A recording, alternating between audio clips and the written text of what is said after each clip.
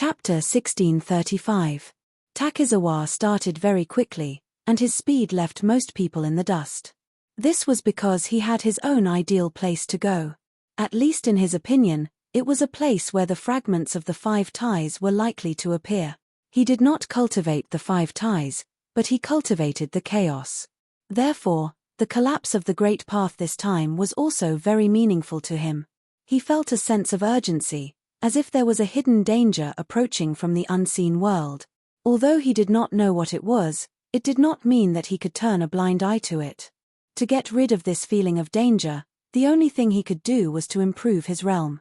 Only when he reached the young spirit and had the ability to be reborn could he feel a certain sense of security. In the past few hundred years, there had been several inexplicable plots against him. The origins of the murderers were unknown, but he knew very well that the mastermind behind them was one. Who was it? This was also what he had always wanted to find out. Vaguely, he felt that if he was promoted to the young spirit level, the truth would be revealed. He swore that he would make the person or force behind this pay a heavy price. It was precisely because of such pressure that even though he was a nascent soul cultivator, he had no choice but to carefully plan his travels. He would either travel with his fellow disciples or travel alone without revealing his schedule and purpose. This was very painful for a true immortal. However, he had to do this because he had been attacked several times and his life had been hanging by a thread. Most of the time, he had relied on luck to survive. This was not a life he wanted. There was no way to ask for help from the sect for such things. Could it be that the sect had to send forces to protect him, who stood at the top of the pyramid? And protection for hundreds of years. If he wanted to reach the upper young spirit level, he needed to make another breakthrough in the Tao realm. The fragments of the chaos were very important to him and were not dispensable. He had finally waited for the day when the Great Path of Chaos collapsed, but the timing was not satisfactory. However, he had no choice. Could he follow others back to the domain first and then sneak out? No one was going back to the domain now, right? For this reason, Takizawa made the most thoughtful choice. When the miniature scene disappeared, he left with a few of his fellow disciples as soon as possible. Then, he took advantage of a gap and set off in his own direction at high speed.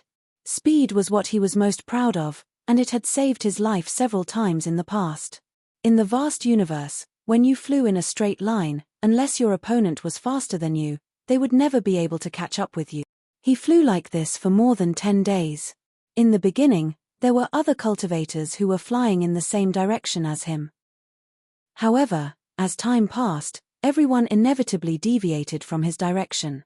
In the end, he was the only one left. He raised his speed to the maximum, but he still couldn't get rid of the faint sense of danger in his heart. Thus, he knew that he had been targeted.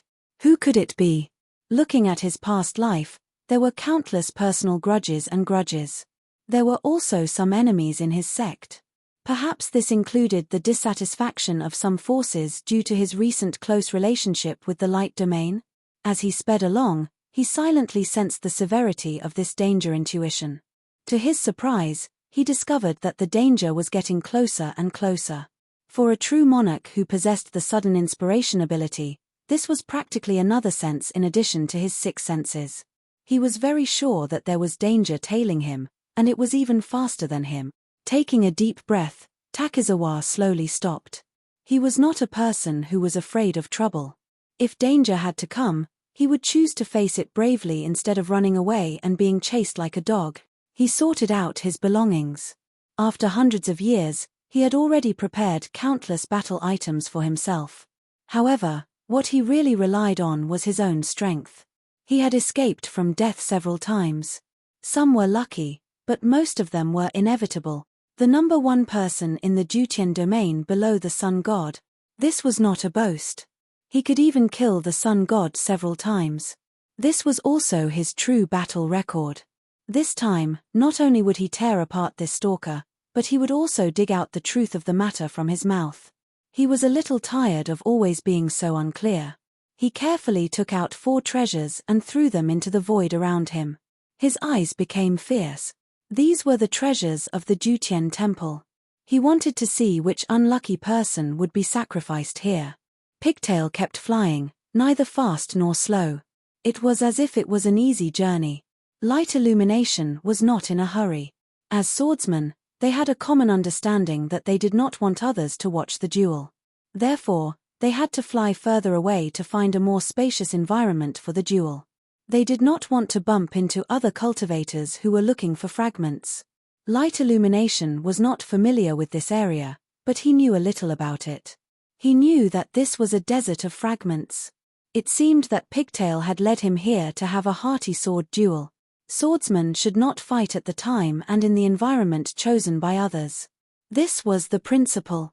However, if both sides were swordsmen, then all of this could be blurred. Because of the trust in the sword, a swordsman who could reach such a high level could not have too many strange tricks. This was because the flying sword also chose the person. Light illumination did not let down his guard completely. He carefully observed his surroundings and used the secret sensing technique of Xuanyuan's inner sword. Along the way, he did not find anything suspicious. No one was following him, and no one was tailing him. Pigtail was a swordsman. After flying for a few days, he raised his hand, which meant that light illumination should lead the way and choose the space for the duel. This was for the sake of avoiding arousing suspicion, and it was also for the sake of telling him that this was a fair battle of the sword, and it wasn't mixed with any nonsense. This made light illumination feel at ease. Even so, he slightly changed his direction and went deeper and deeper into this vast no-man's land. In a duel between swordsmen, if they wanted to enjoy themselves without being disturbed, they needed a large enough space for both of them to wield their swords freely. At least from the looks of it, this was going to be a hearty battle. Light illumination was excited. In Xuanyuan's sword sect, there was a very special trend of thought. There was more and more inexplicable admiration for the junior brother Cigarette Butt, who rarely appeared in the dome even after he reached the nascent soul stage. Swordsmen was a group of people who did not accept the worship of brainless individuals. However, for this junior brother, although he was not present, his legend seemed to be floating around everywhere. When he was in the Foundation establishment stage, he led the troops and flew to the rescue. He changed the sword vein of Xuanyuan's sword sect for tens of thousands of years. None of these were things that others could do. He could not help but be convinced. Although he could not see me, there were legends about me everywhere in the cultivation world. Light illumination was not a stingy person. Xuanyuan had a peerless powerhouse. In this chaotic time of the universe, it was a great thing. He did not resist. However, there was also another point, which was also an objective fact. That was, he was an inner sword, and the so-called coiling sword could not break away from the roots of an outer sword. At the very least, when you were in the Foundation establishment stage, you could not use the coiling sword, right? Therefore, he still had the idea of fighting for the honor of the inner sword sect. He did not want to give up the opportunity to fight Pigtail to this junior brother, because he knew that as long as he did so, he would never have the chance to fight to his heart's content. This Pigtail was very evil, but junior brother Lu was even more evil. Chapter 1636. Finally, after flying for more than 10 days, the brilliant light stopped. He didn't want to go too far, just enough to avoid the cultivators who were looking for the fragments. His back stopped as well. This was a tacit understanding, and also a recognition of their choice of environment. The duel between swordsmen had to pay attention to these things. It was an ancient ritual. Perhaps it was a little out of place and was no longer suitable for the current mainstream consciousness, but under certain special circumstances, it would still happen from time to time. It was not only for swordsmen, but also for Dharma cultivators. They pursued the ultimate beauty and hated scheming, even against their enemies. Xuanyuan's inner sword radiance. Sword catacombs back. The brilliant light activated, throwing all considerations to the back of his mind. His background, his position, and his goal weren't important. The only thing that mattered was the sword. Hundreds of thousands of sword rays surged forward, forming a sword river. It was especially bright against the dark background of the void, like a corona of death, full of killing intent and spirituality. His back moved almost at the same time, and hundreds of thousands of sword rays met it, forming a huge dragon that went against the flow of the sword river. He rarely used sword ray division like this, because he always felt that it was flashy, not direct enough, and not fatal enough. However, if his opponent was a swordsman who could also create hundreds of thousands of sword rays, then the best way to deal with it was to fight head-on, a battle between magic cultivators, a swordsman against a flying sword. This was a convention. Through the highest application of swordsman's skills, sword ray division, the difference between the two was measured in all aspects: the Tao state, spirit, control, micromanipulation, speed, strength, reflexes, and so on. At the same time, it provided a theoretical basis for their next move. A river of sword rays against a huge dragon of sword rays. Every flying sword would destroy and cancel each other out in the collision. Thunderous explosions rang out in the void. That was the impact caused by the collision of sword chis. If it was only two sword chis colliding, it might not be a big deal. However, when hundreds of thousands of sword chis collided one after another, it was like thunder in the void, lasting for a long time. The two were separated by tens of thousands of miles, facing each other from afar. Neither of them used evasion. They were betting on who would bow down and admit defeat under the other's sword ray division. This was tacit understanding and confidence. A cultivator's battle was all about momentum, especially for a swordsman. They placed a lot of emphasis on the mentality of a cultivator, and it was an extremely important part of the process of a sword duel. Therefore, he couldn't move, so he used all his strength to split sword light. However, even with the mental strength of an essence soul perfected lord, it was impossible for him to ensure that not a single sword was missed in the collision of hundreds of thousands of sword lights. Therefore, the source of the sword river and the tail of the sword dragon were actually used to sweep away the final flying sword attack of the opponent. If both sides were evenly matched in terms of sword light division, the sword light would eventually cancel each other out and nothing would happen. However, if one side was stronger than the other, the sword light division would be reflected in the battle. The sword river would overwhelm the sword dragon, or the sword dragon would swallow the sword river. Then, the position of the sword puppets would start to shift towards the weaker side. The bigger the gap, the faster the movement. Their swordsmanship was on par with each other. Glorious Light was slightly stronger, but the advantage was not obvious. It was unrealistic to expect such an advantage to overwhelm the other party, because they had not used their true swordsmanship yet. This time, it was a competition of basic skills. The difference between the two sides was small. If it was a spell cultivator, they would work on these small details and slowly expand the small advantage into a big advantage. However, that was not the case for a swordsman. They were particular about cleanliness and killing with a single strike. At the same time, both of them changed their moves. Backslash charged forward, the sword dragon wrapped around him. The body was the sword, and the sword was the dragon. The sword light division was also reduced to 10,000. This was also the method he was most familiar with. Although the number of sword lights was limited, there were countless variations on this foundation. Glorious Light used the standard method of wielding the sword. The sword chi river did not weaken at all, but the converged sword slashed down continuously. A circle, a sudden burst, and a circle. This was where the difference in swordsmanship started to appear. The converged sword of Glorious Light could not cut through. This had nothing to do with which realm was used. He realized that after backslash sword dragon shrank to a certain extent, the person and the flying sword had become one. There was no trace of the person anymore. In his perception, it was a sword dragon. Slashing the person was like slashing the sword. Only by slashing the sword apart could the person be slashed. The ultimate body and sword as one, turning oneself into the flying sword, produced a series of changes. Backslash could not catch up to the person. His speed was extremely fast, but that was relative to a spell cultivator. When the opponent was also a top swordsman, his speed was not enough to close the distance. Moreover, the converged sword slashes continuously. Although it could not do anything to him, it could slow down his speed. But it was fine. He had many swordsmanship and had plenty of time to display them one by one. Such an opponent was hard to come by. As expected of the most famous sword vein in the universe. He would not reveal the true secrets of the body and sword for now. Instead, He wanted to use other methods to verify what he had learned. This was not a miniature scene, and there was no one around to constantly be on guard. Therefore, there was no need to take risk. In front of such an opponent, any carelessness could cause harm to himself. Space split, and a crack silently appeared not far from brilliant light. A flying sword pierced out like lightning, and in the blink of an eye, it was near him. Brilliant light was not in a hurry. In Xuanyuan's swordsmanship, there were many similar swordsmanship, such as the Void Leap killing sword. He had the Dark Birth sword by his side to deal with sudden sneak attacks. But sneak attacks were not simple.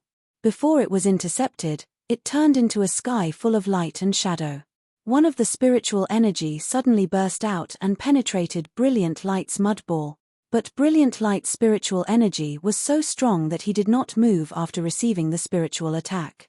The converged sword he controlled became even more powerful, and at the same time, real thunderclouds formed.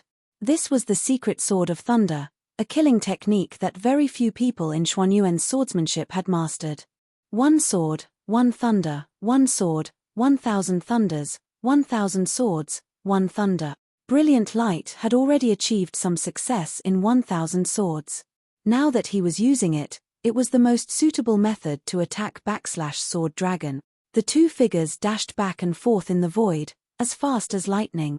There was no need to talk about who was chasing who was dodging who. There was a turning point in the attack, and a sudden attack in the movement. Everything was a tactical arrangement. Within the range of the swordsmanship, it was like a cosmic whirlwind, suddenly appearing and disappearing in the blink of an eye. There was no overall defense system, and it was all about changing the situation at the last moment. Both of them chose to attack the other as their first choice of tactics. This was also the fighting style of a swordsman.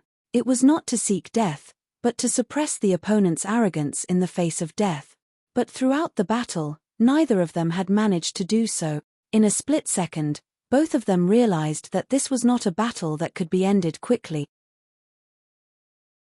Chapter 1637. Lu Xiaoyi realized that the other party already knew that there was someone chasing after him. This was unavoidable. Trying to sneak up on a vigilant primordial soul-perfected lord while flying at full speed in the void was not something a perfected lord could do, not even the sun god. Therefore, after this person flew alone, he did not deliberately conceal his aura. It was not worth it, and everyone knew this in their hearts. With the flying sword opening the way, Lu Xiaoyi did not waste any time and slashed at the head. Takizawa's heart sank. It was a swordsman. Swordsman was recognized as difficult to deal with in the cultivation world. The most difficult thing was that they were fast, which meant that you could not escape. However, for a perfected lord, there were many ways to deal with them, such as space and enchantment. In the previous few times Takizawa was in danger, his opponent retreated in the face of difficulties, but he could not kill his opponent. At the perfected lord level, it was extremely difficult to kill, especially in an open space and in a one-on-one situation. He was worried that the swordsman was too adventurous. There were too many accidents in a battle and it was often difficult to control. This was a fighting style that Dharma cultivators did not like. His opponent's sword river was turbulent and surging.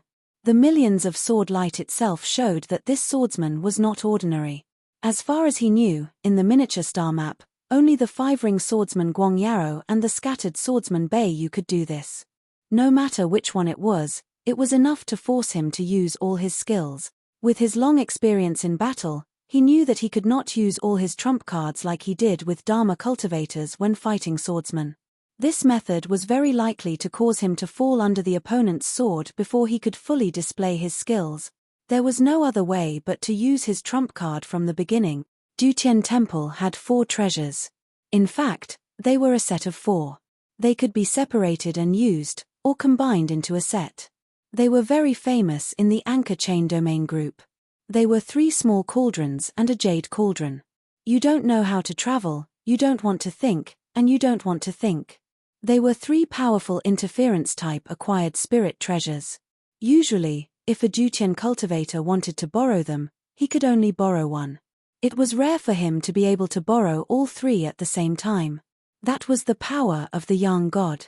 However, this time, because he was participating in the order of the miniature star map. In order to ensure victory, he had given them to the strongest person to use. In the miniature star map, he had not had the time to use this set of things. Originally, he wanted to use it at the final stage to determine the order of the battle, but he was caught off guard by the heavenly axiom. In the end, the treasure had no place to be used, but this was not his fault. In fact, many domains did not use their final means, so no one could be blamed. His luck lay in the fact that he could borrow the treasures of his sect to complete his personal matters. This was the reason why he still dared to travel alone, and also the reason why he dared to wait here for this killer.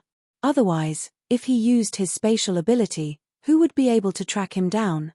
You don't know how to travel. It was a spatial confusion type spirit treasure. However, what it confused was not space, but direction. It could also be said that its function was to generate linear spatial flashes in the main world. When the opponent was in such a range, they would have a certain degree of directional illusion. The severity of the illusion depended on the depth of the cultivator's understanding of the way of space. This was an extremely unorthodox spatial direction. It was not for the purpose of creating dimensional space, but for the primary dimensional space of the main world. If the opponent rashly entered the range of you don't know how to travel, there would be a deviation in direction. For example, the judgment of the opponent's position, the judgment of the trajectory of one's flying sword, and the grasp of one's own escape route. When all of this was combined, it was easy to fall into a passive position and make fatal mistakes. You don't know how to think. It interfered with the cultivator's divine sense. It did not specifically target the cultivator, but when the cultivator sent out his divine sense, it would respond at the same frequency, thus creating a resonance. In the end, the cultivator's divine sense could be sent out but could not be received. Once the divine sense was received, countless chaotic and disorderly information would be received. For a swordsman like Lu Xiaoyi, the result of you don't know how to send his divine sense to his flying sword in time and accurately. In other words, the flying sword would lose its previous agility and could only rely on the self-consciousness of the sword spirit. However, the master's orders would become scattered and disorderly, and there would be a delay. You don't know, this was a spirit treasure that caused the cultivator's divine sense to deviate by changing the light and shadow of space. Within the range, everything you saw seemed to have been refracted by countless prisms. The most terrible thing was that the number of these prisms was also changing irregularly. Therefore, although you could see the opponent, you would not know which of these countless figures was the real one. As for the cauldron jade, it was left in Takizawa's hands. Therefore, he could see the real thing, determine the direction, and use his divine sense freely, but his opponent could not. These three spirit treasures had played a huge role in the tens of thousands of years of Du Tian's history. Whether it was a single battle or a group battle, it had an unexpected power. Every time it was used, it had never failed. At the very least, it could make the opponent retreat. As for the rare occasions in history where all three spirit treasures were used, the opponent had always died and their Tao disappeared. A single spirit treasure could cause an obstruction to one's divine sense, vision, or direction. The cultivator could still use other methods to make up for it. However, if all three spirit treasures were interfered with at the same time, the cultivator would be at a loss. He would not be able to adjust his divine sense through other methods and would fall into a passive state, unable to extricate himself. Lu Xiaoyi had now entered such a large-scale trap. He and the Sword River were both in it. He could not differentiate between east, west, north, south, up, down, left, and right. His divine sense was in a mess. It was as if he had plunged headfirst into the world of a circus. Everything before him was grotesque and variegated. He was a veteran who had been through many battles, but he would not be defeated by a temporary disadvantage.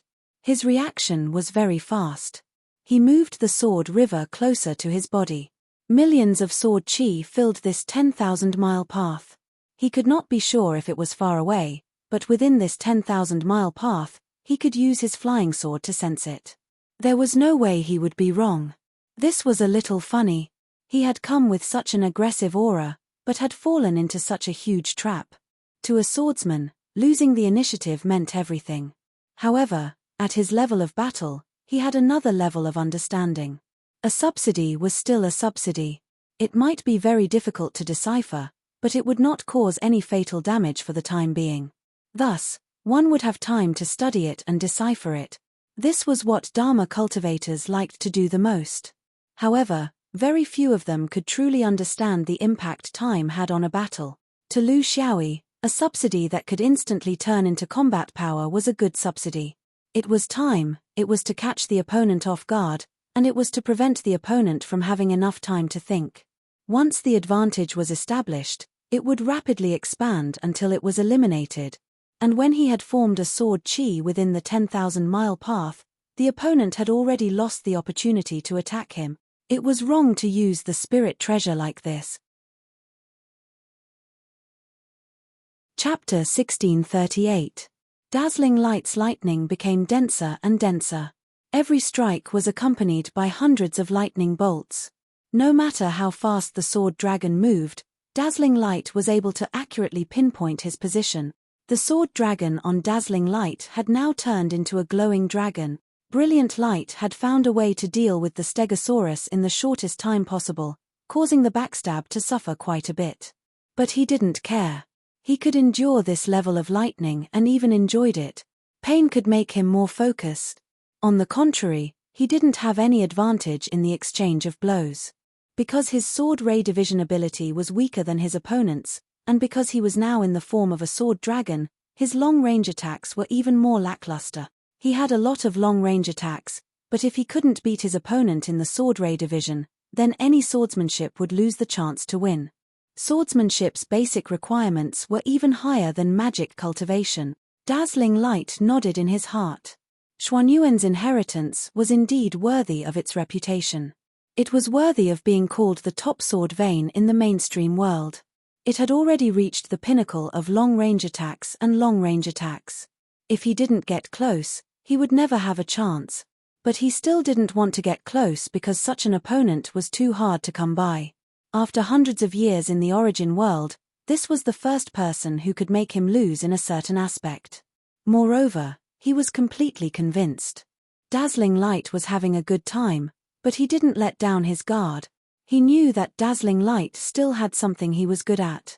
Although his 1000 lightning sword could affect his opponent, it was far from enough to determine his victory. His opponent must have a unique method to transfer the power of lightning.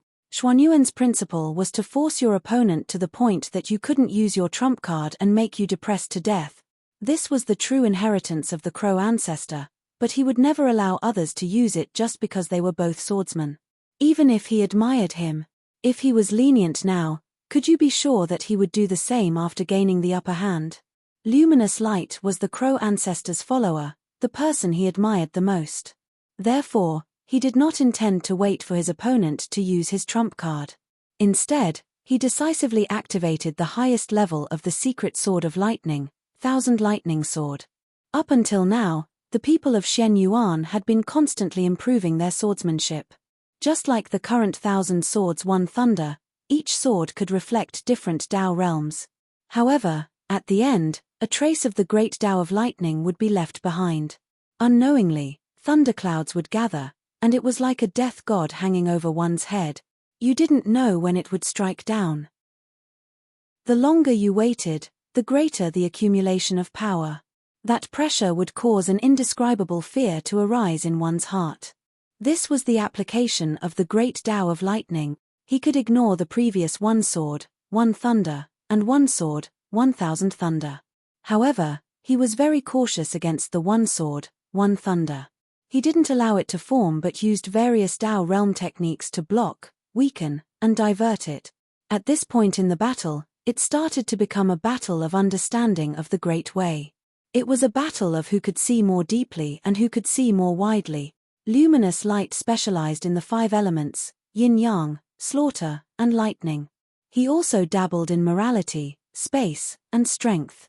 At the level of the swordsman primordial soul perfected lord, his understanding of the Tao realm was considered very comprehensive. Among the dome perfected lords, other than the sun god, he could be ranked first. It wasn't an exaggeration to say that he had a bright future.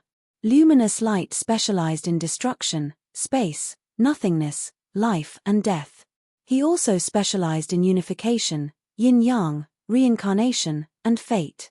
This was the characteristic of his sword vein, which was slightly different from the mainstream world. The collision of the two Tao realms was far from a simple collision of two Tao realms. It was a mixture of different Tao realms. In such a complicated situation, luminous light couldn't completely stop the thunderclouds from gathering.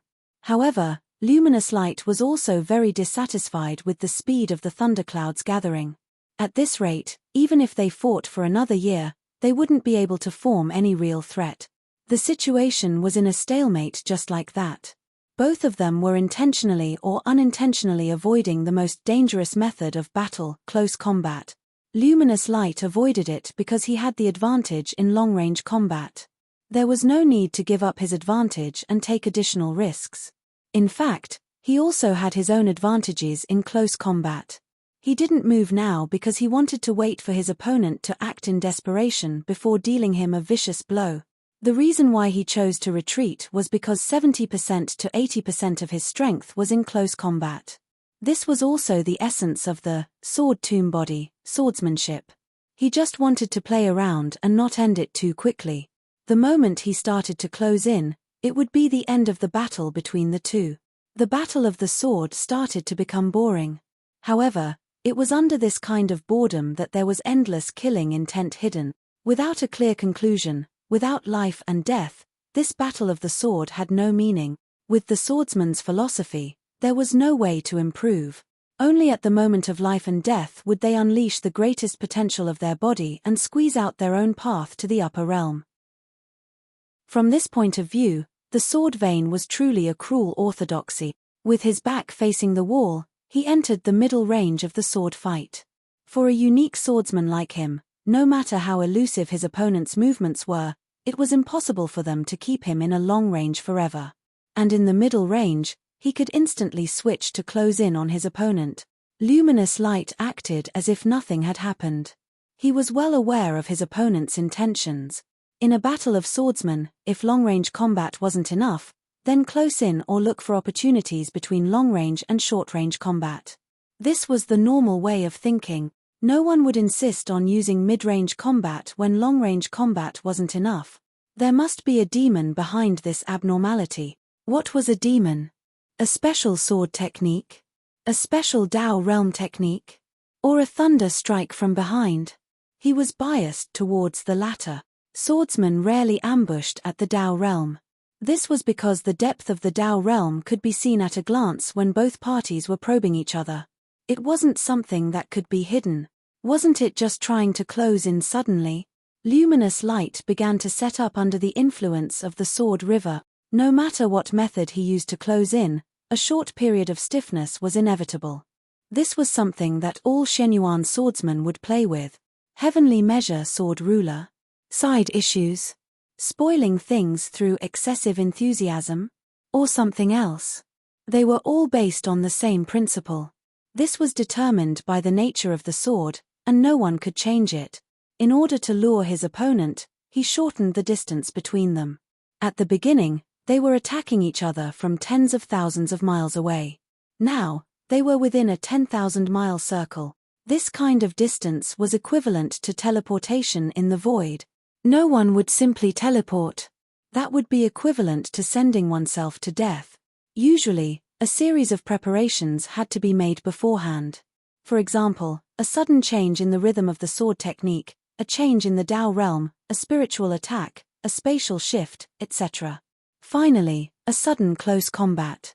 This might be useful for unfamiliar spell cultivators, but for Shenyuan people, it was something that they had been playing with for tens of thousands of years. Luminous Light Division couldn't beat him, so Luminous Light Division was destined to end up like this. He was looking forward to how this battle would end.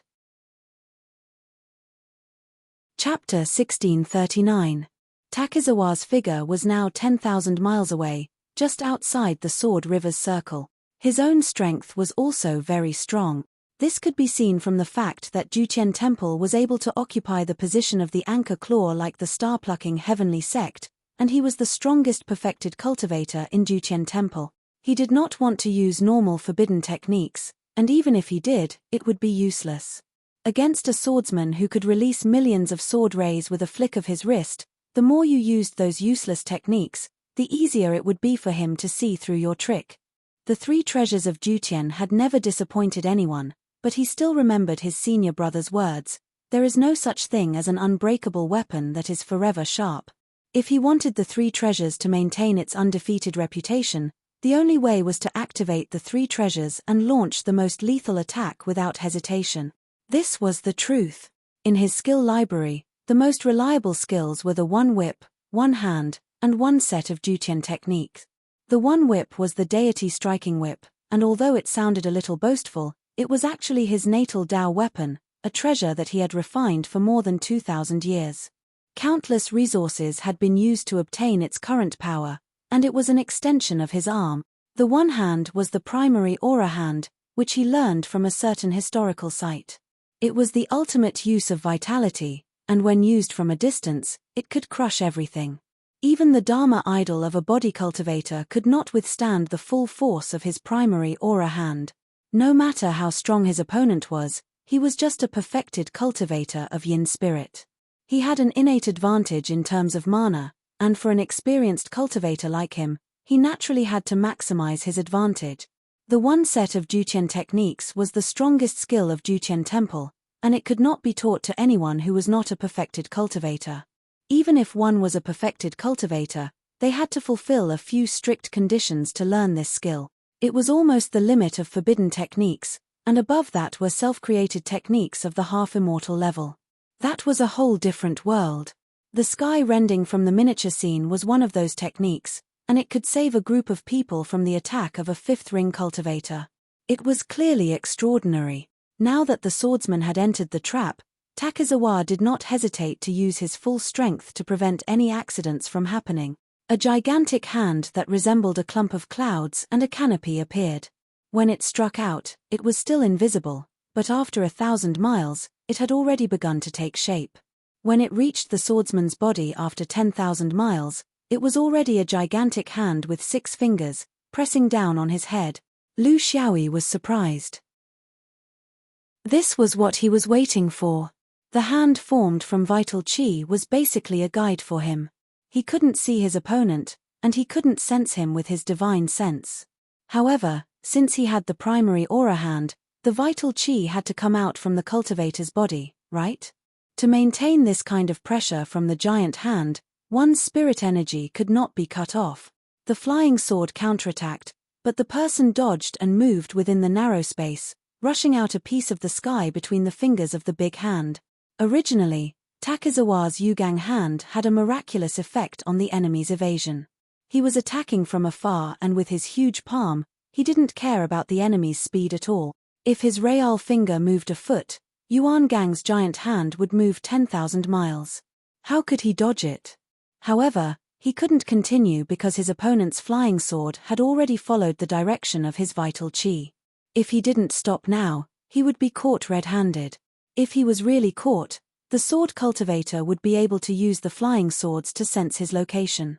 Then, all he needed to do was to continuously stab at him, and the misperception created by his 3 treasures would be completely erased. With over 1 million sword lights, even a blind man would be able to catch up to him. He decisively extinguished the vital qi, causing the gigantic hand to collapse. At the same time, the flying sword lost its target when it was 3,000 miles away from him. It was cut off at the right time. There was still the deity striking whip. Originally, the deity striking whip was used together with the Yugang hand. Now, it was suspended in the air by itself. With a shake of the whip, the shadow of a Jiao dragon broke through the whip. The Jiao dragon's shadow was not just a matter of shape. He had collected countless celestial bodies and traversed barren lands to gather the souls of 13 Jiao dragons. With a shake of the whip, the Jiao dragon's shadow would be released. It had the might of the whip and the bloodthirsty Jiao dragon's soul. When combined, there were very few cultivators who could stop it. In terms of tools, the deity striking whip was already at the pinnacle. However, to Lu Xiaoyi, it was still far from enough. This item seemed to have both the soul and the dharmic powers, but in reality, it wasn't at the pinnacle in any aspect. The whip wasn't strong enough, it only had the shape. The Jiao dragon wasn't noble enough, its soul wasn't solid enough. If he could get a few real dragon souls, it might be useful. Even these Jiao dragons wouldn't dare to land on his sparrow palace. With a flap of his wings, the Jiao dragons would flee. What was the point of fighting? As for the deity striking whip, Lu Xiaoyi split his sword rays into hundreds of thousands and formed a sword whip. It was even more majestic and ferocious as it lashed out. This swordsman's reaction was too quick. He had only used 2 of his 3 trump cards. Before he could see the effects, they had already been destroyed. What did this mean? It meant that the gap between them was huge. He thought that his trump cards were powerful, but in the eyes of his opponent, they were just SOSO. In the cultivation world, cultivators called this phenomenon the generation gap. It was also a fundamental difference in ideology. Therefore, no matter what he did, it would feel like he was scratching an itch through a boot, making him feel hopeless. In fact, there was no point in continuing this battle. Takizawa was very clear that because of his own strength, even if he had the help of the 3 treasures, they wouldn't be able to cooperate with him to achieve victory. The slightest mistake would put him in a desperate situation. Was there still a need to use all heavenly techniques? He didn't think so. In the process of a cultivator's growth, did he need to give his all in every battle and risk his life for the glory of a cultivator? Every person and every orthodoxy had their own understanding. For orthodoxies like the sword vein, there might be more people who would choose to fight to the death. For orthodox Taoists of the Dharma vein, the majority would choose to leave. One couldn't think that this wasn't cultivation. Cultivation wasn't a path of darkness and stubbornness. It was very immoral to use fear of death to measure different people's different choices. It was a moral kidnapping of cultivators. In fact, 90 out of 100 cultivators would choose to run away when faced with such a situation. It wasn't shameful at all. There were another 9 who would still fight even if they couldn't beat him. In the end, they followed their wishes and used their deaths to prove that they were worthless. There was only one left. He might be lucky enough to turn the situation around, but because of this fluke, he would feel that his perseverance was meaningful. Then, he would be killed the next time he persevered. Only 1 in a million could become stronger through perseverance. Takizawa didn't think that he had such potential, so he chose to leave. There was nothing to feel regretful about. He had done what he could and had a clear conscience. The enemy was too strong. Even when faced with a trap, he showed extraordinary reaction in an instant. It was as if he wasn't the one who fell into the trap, but Takizawa who set it up. This feeling was very strong. Taking advantage of the fact that the swordsman was still in the same direction and had some problems with his perception, it was the best opportunity for him to leave. Chapter 1640. Lu Xiaoyi sensed Takizawa's intention to retreat. It was due to the slight change in his attack rhythm and the 3 treasures. In a battle, perseverance was sometimes useful. For example, the current Lu Xiaoyi was not as indestructible as Takizawa imagined. The difference was huge. Takizawa was not familiar with him and did not know his temper. Normally, he would not break such a direct move just for the sake of breaking it. His habit was to not break it immediately after discovering the opponent's weakness. He would wait for the opportunity to use this weakness to kill. The reason why he broke Yuengang's hand and deity whip in the first place was to create an illusion. He wanted Takizawa to think that he had no chance in front of him and thus had the intention to retreat. This was because in Broken Silkworm's introduction, the number of times this guy successfully escaped the hunt was more than the number of times he killed the culprit. This at least meant one thing. Takizawa was too cautious and cunning, so he had formed the habit of retreating. This was battle awareness. Just from a few words of Broken Silkworm's introduction, he could instantly tailor a suitable battle strategy for himself. This had already pushed his understanding of battle to a new level. Low-level fighters competed with moves, mid-level fighters with Dao Realm fighters, and high-level fighters with mentality. The layout of a super-level fighter. Lu Xiaoyi was one. 2,000 years of battle experience had already placed him in the category of a high-level fighter. Therefore, in his seemingly reckless breaking, It created a huge psychological barrier for Takizawa. One whip and one hand was futile. Out of habit, he immediately wanted to retreat and was unwilling to fight to the death. From this thought, his fate was sealed. The power of the 3 treasures of Jutien was actually much greater than what Takizawa had imagined. It was so great that even 70% or 80% of Lu Xiaoyi's abilities could not be used. In the universe's cultivation world, Taoism was the dominant sect. It firmly suppressed Buddhism and various variant orthodoxies. Naturally, there was a profound reason. It was not something that could be explained by history and size. They also had their own foundation. For example, against the powerful sword vein, they had a set of measures to check and balance it. It was effective and highly targeted. Just like the 3 treasures of Jutien, it was the product of such suppression. It was especially effective against orthodoxies like the sword vein that were overly focused on battle. The effect of a single treasure was relatively limited, but when the 3 treasures were combined into a system, even someone as strong as Lu Xiaoyi was unable to display his full potential. It was not to say that they were at the mercy of others, but that their strength had been greatly reduced, making them no longer as sharp as before, becoming invisible to the crowd. Takizawa had such a treasure, but he did not have the confidence to match it. He didn't understand that even if it was a so-called treasure, its usefulness was largely determined by the cultivator's determination. A person who was fearful of a person holding a saber and a desperado holding a saber were 2 completely different concepts. If Lu Xiaoyi wanted to kill Takizawa, it was impossible for him to leave this restriction, and in this restriction, it was impossible for him to kill this person. This was the reason why he wanted to force Takizawa to retreat. He wanted him to retreat so that he could attack him when he left. When Takizawa retreated, the 3 treasures naturally retreated with him. With a slight change, Lu Xiaoyi immediately understood his intentions. He did not chase after him because he was waiting for an opportunity to display some special ability. It was meaningless to chase after him, and he would once again fall into the restriction of the 3 treasures. This cycle would repeat until other cultivators or Jutien's helpers appeared. However, he was not completely motionless. The sword river was moving. Moreover, it was spreading out. They fell in the direction of defy that Takizawa left in. Although they could not attack accurately, they could achieve a general direction. This was also the limit of the Jutien spiritual treasure.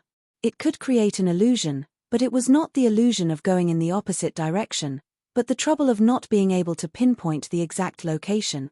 Finally, the suppression of the 3 treasures on Lu Xiaoyi weakened to a certain extent, and Takizawa's figure was already 100,000 miles away. At this moment, Lu Xiaoyi's body jumped, and his speed changed, and his body entered the dimensional space.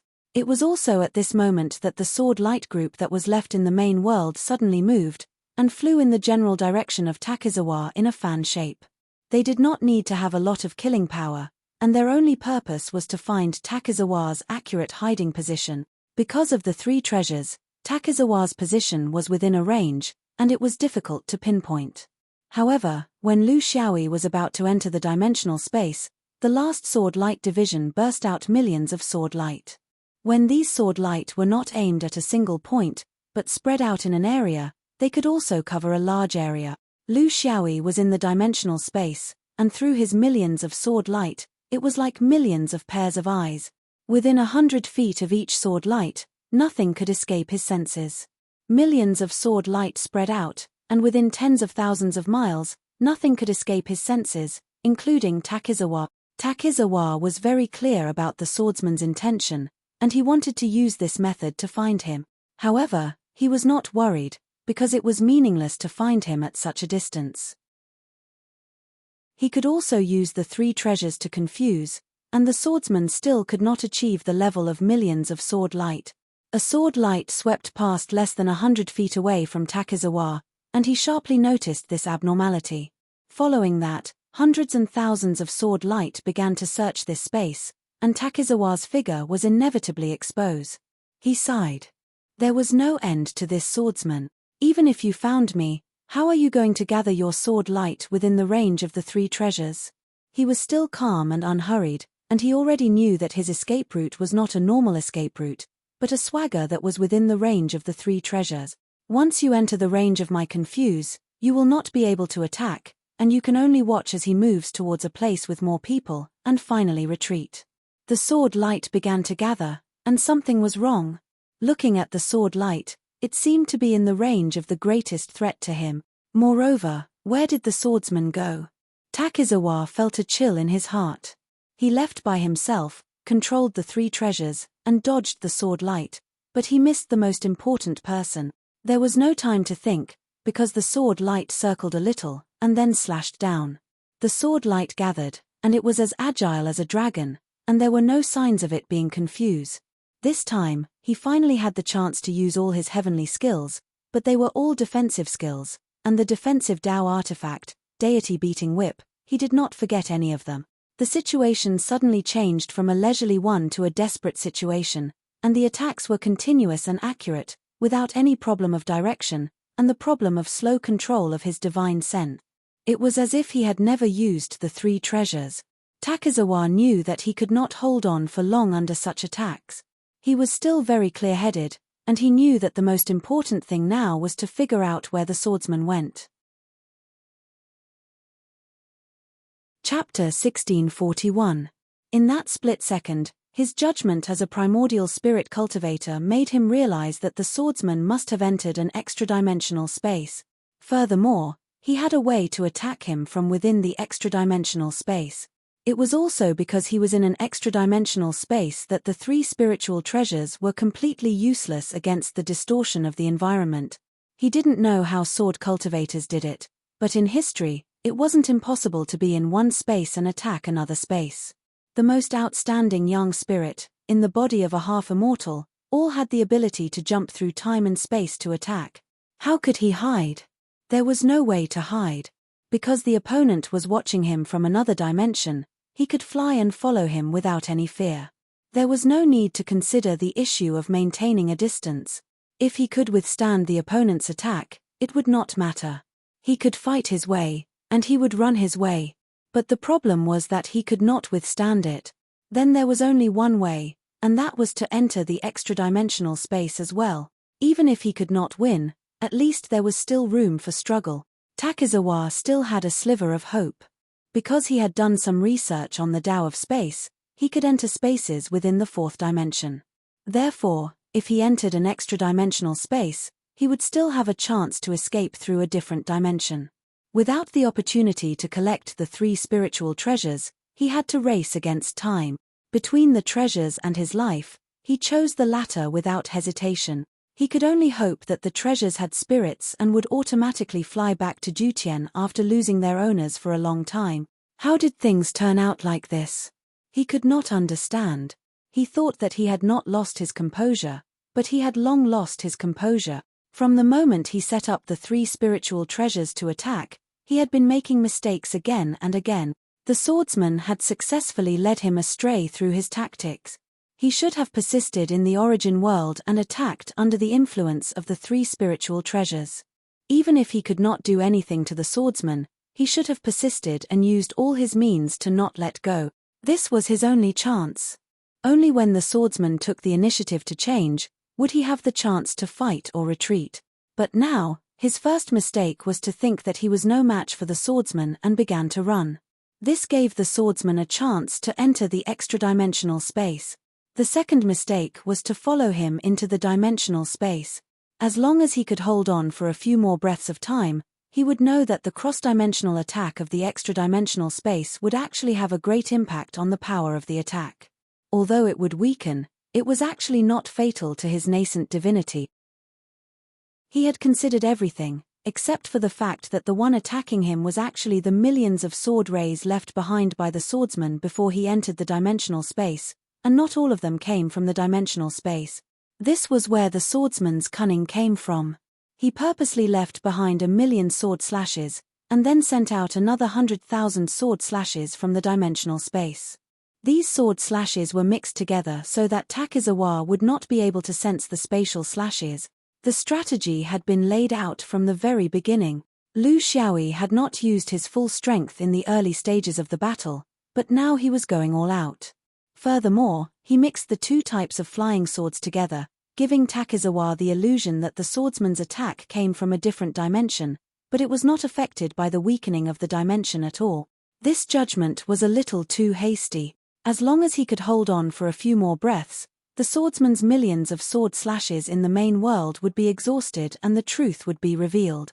However, he could not wait for a few more breaths, because he was worried that he would not even have the chance to enter the extra-dimensional space after that. Therefore, he rashly jumped into Lu Xiaoyi's trap again, abandoning the three treasures and entering the extra-dimensional space that he thought he had hope in. And all of this, he felt that it was only natural. It was like a hunter who dug a hole to trap a wild beast, and in the end, the wild beast tricked the hunter into jumping into the hole to fight it out. Intelligence, experience, battle talent. In this battle, Lu Xiaoyi had displayed his strengths to the fullest. Takizawa was different from the cultivators he had killed in the miniature scene. He was much stronger and even had a daoist treasure. This made it extremely difficult for Lu Xiaoyi to kill him. Fortunately, it was all over now. He had purposely given Takizawa a chance to enter the extra-dimensional space. Since he was already here, how could he possibly escape? He did not have the ability to break through the space barrier like Lu Xiaoyi did. Under the torrential attack of the flying swords, he did not have the time to display his spatial abilities. Throughout the battle, Lu Xiaoyi did not use any particularly dazzling sword techniques. In fact, ever since he gained enlightenment on the sword Dao Stele for 100 years, his swordsmanship had begun to transform into a simple and unadorned one. He pursued substance and was not obsessed with pleasing to the eye. His killing method was simple and straightforward, using the basics to destroy. Once the attack began, each wave was stronger than the previous one, not giving the opponent any chance to retaliate. This was demonstrated in this battle. His superb psychological induction ability had pulled a powerful primordial spirit like Takizawa into the pit within the pit. When the two met in the extra-dimensional space, Takizawa suddenly realized that he really didn't have a chance at all when he felt the suppression of the sword cultivator's flying sword in all aspect. The flying swords pierced through his body and took away the last of Takizawa's vitality. It was only at this moment that he truly understood what a battle was. Only then did he understand why the most well-prepared battle ended up being the one that cost him his life. Why? I only want to know why. Lu Xiaoyi was indifferent. Death is the only truth. You will understand very soon. Before a cultivator died, there would be an extremely short period of time for them to recall. At that time, he would know everything. Lu Xiaoyi gave him this opportunity and did not instantly turn him into dust. Takizawa nodded and expressed his gratitude. Then, who are you? You can't be a nobody, it's impossible. Lu Xiaoyi. Takizawa's eyes widened. It was actually this killer. If he knew it was this person, he would rather give up the Dao fragment than come out. Indeed, there was no such thing as a person with a great reputation. In a simple battle, everything was under the control of the other party. Even the supreme treasure of his sect was useless. Before his death, memories flooded in. Takizawa was suddenly enlightened and smiled bitterly. I see. You deserve to die. Otherwise, I would never have let Zhai Xing off. This has nothing to do with you. Fellow cultivator, is it because I am too close to Guangming? Lu Xiaoyi sighed. There is no right or wrong in a battle of Dao. Takizawa was sad. He understood everything, but he did not have the slightest hatred towards this swordsman. Yes, it was a battle of Dao, a fate that could not be shaken off.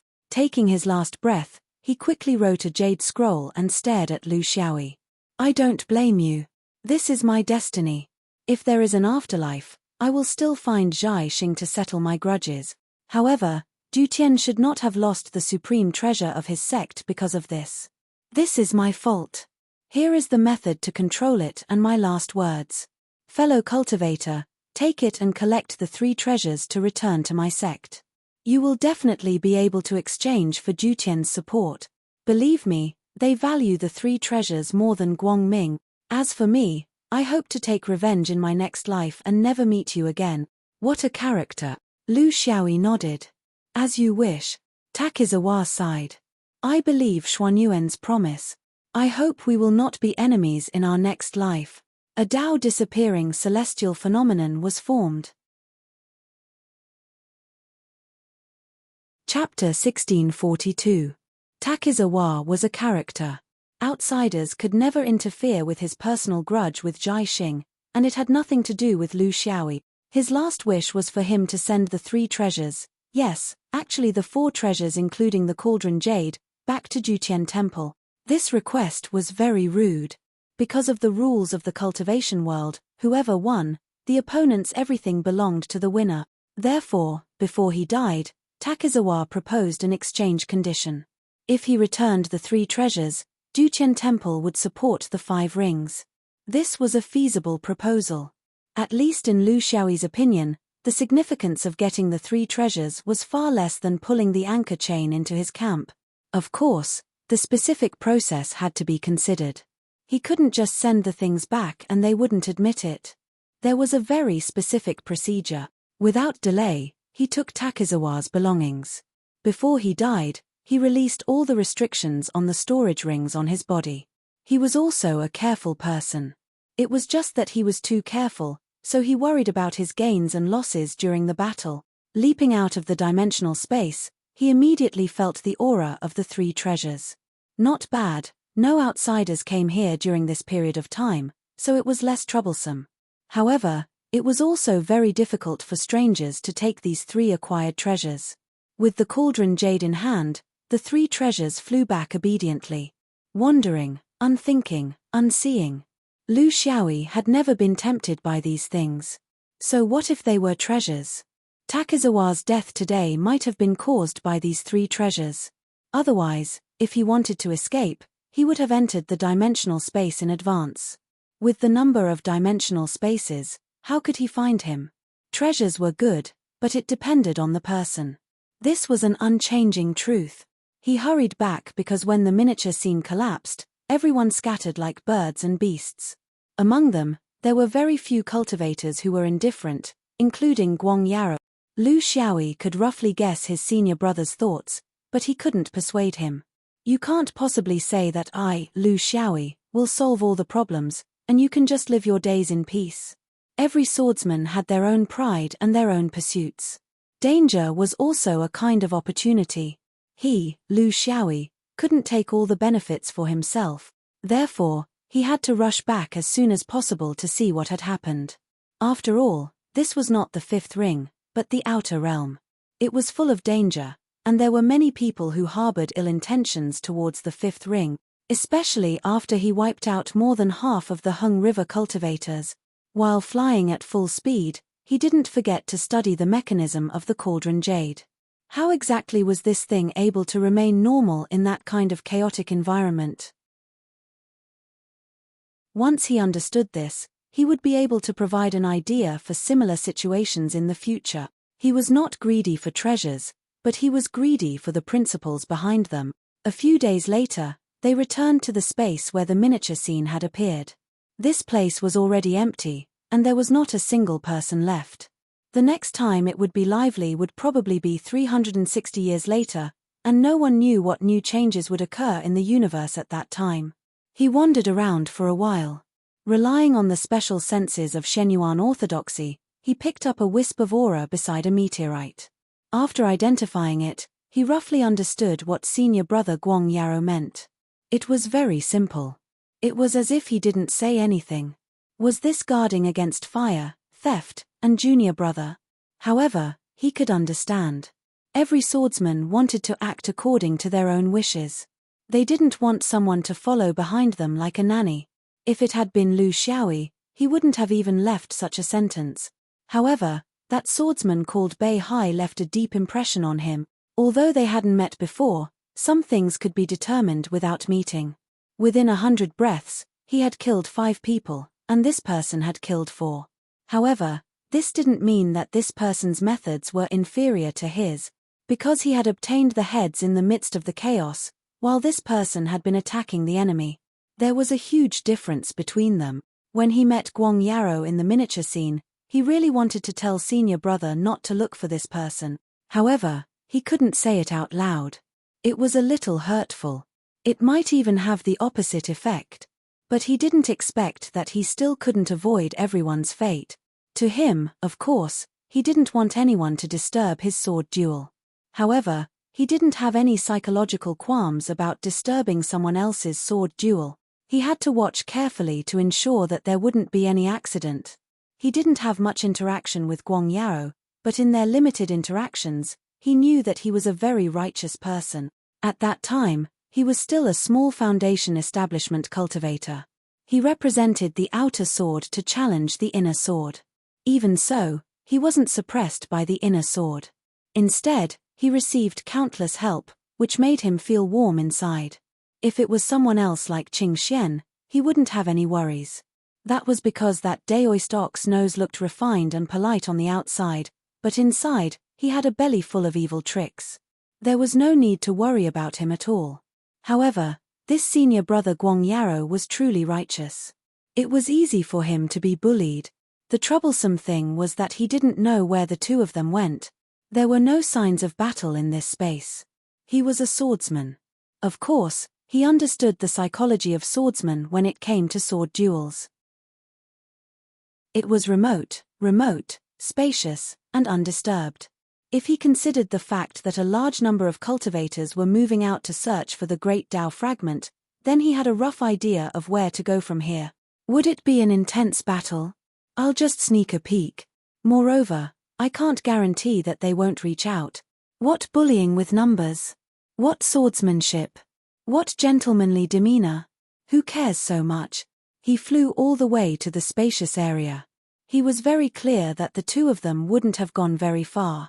Flying for a year just to fight a battle of a few breaths or a few days. Do they have nothing better to do? A day later, he was also a little worried. Even if he knew that he was in this spacious area, the area was too big for him to choose a specific direction. This meant that he might have to go in circles in this space. Moreover, the battles between swordsmen were notoriously short. At this moment, the aura of a meteorite in front of him attracted his attention. After carefully identifying it, Lu Xiaoyi narrowed his eyes. Sure enough, there was a demon moth. The aura was Guang Yaro's, but Lu Xiaoyi knew that it wasn't. Someone was deliberately imitating it. The imitation was perfect. It was so good that it could pass off as the real thing. It wasn't that he saw something from the aura. It was just that Guang Yaro wouldn't take the extra step of leaving another strand of aura to indicate his direction. This didn't conform to Guang Yaro's code of conduct. Who was it? Who was it? What was their motive? Lu Xiaoyi didn't hesitate and flew directly in this direction. In fact, he didn't have any other reliable choice. Intuitively, he didn't think that this was targeted at senior brother Guang Yaro, but it was very likely that it was targeted at him. This was actually the reason why he always wanted to advise Guang Yaro not to act rashly. It was because he was too good at causing trouble. He could bear it, but others might not. Therefore, he looked for the person closest to him. This was an ancient trick. Whether it was the mortal world or the cultivation world, there would always be people who would come up with this trick. However, there would always be people who would fall for it. For example, the current him. So what if he fell for it? The current him was no longer the original him. In name, he was still a yin god. However, he now dared to challenge any sun god, and he didn't care about the number of people. It was time to deal with it, no matter who it was. Chapter 1643. The battle between Glorious Light and Bida was still in a stalemate. Glorious Light felt that he could no longer complete the accumulation of 1,000 swords and 1 thunder, which he was most confident in. If he forced himself to do it, it would take several months for him to condense enough to deal a fatal blow to his opponent. His opponent's understanding of the Tao was not inferior to his, which made it impossible for him to use his Tao of lightning. He was a decisive person. He would give up when he had to, and never hold back. A battle between cultivators was not about using all of one's skills. As long as it was useful, as long as it could kill, other than the secret sword of lightning, he had other methods. For example, he would use all of his mid-range and long-range attacks to force his opponent to show his card. Since he no longer used the secret sword of lightning and no longer had to deliberately accumulate thunderclouds, he could relatively put all of his energy into purely mid-range attack. Coupled with the superior sword light division, the advantage was gradually becoming more obvious.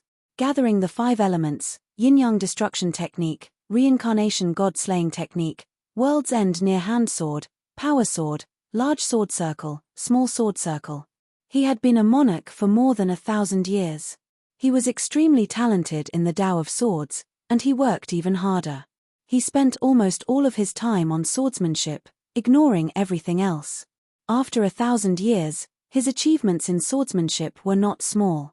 All of his hard work had finally given him the upper hand when he met his match. He rarely used tactics that included movement techniques, because it would give his opponent an opportunity to take advantage of. Therefore, he did not use the heaven measuring sword ruler to create problems. He just blindly moved, forcing his opponent to use close combat. Mid-range attacks, his opponent was inferior to him. Mid-range attacks, as long as his opponent dared to come close, he could immediately seize the opportunity to stun them. This was a very familiar system in Xuanyuan's sword vein. It was especially effective against swordsmen or physique cultivators who were good at close combat. It was a set that had already formed a system. This set was very effective. At least for now, when Bida was gradually being suppressed in the mid-range, the pressure was on him. Should he change? How should he change? What kind of tactics could achieve the best results? Bida sighed in his heart. He felt that the origin world was vast, and the sword vein was indeed unique. At least in mid-range, even his self-proclaimed #1 sword tomb could not compare. However, the sword catacombs' philosophy was that the sword was a melee weapon. They believed that focusing their energy on mid-range and long-range attacks had deviated from the true essence of the sword. Therefore, it wasn't that they couldn't flaunt their might in the mid-range and long-range teams. Rather, it was that they disdained to do so.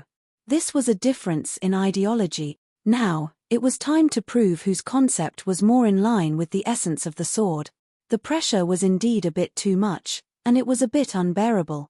Bida had finally tested out the abilities of Xuanyuan's sword vein. Without any hesitation, the sword dragon charged towards the radiant light like a spinning cage.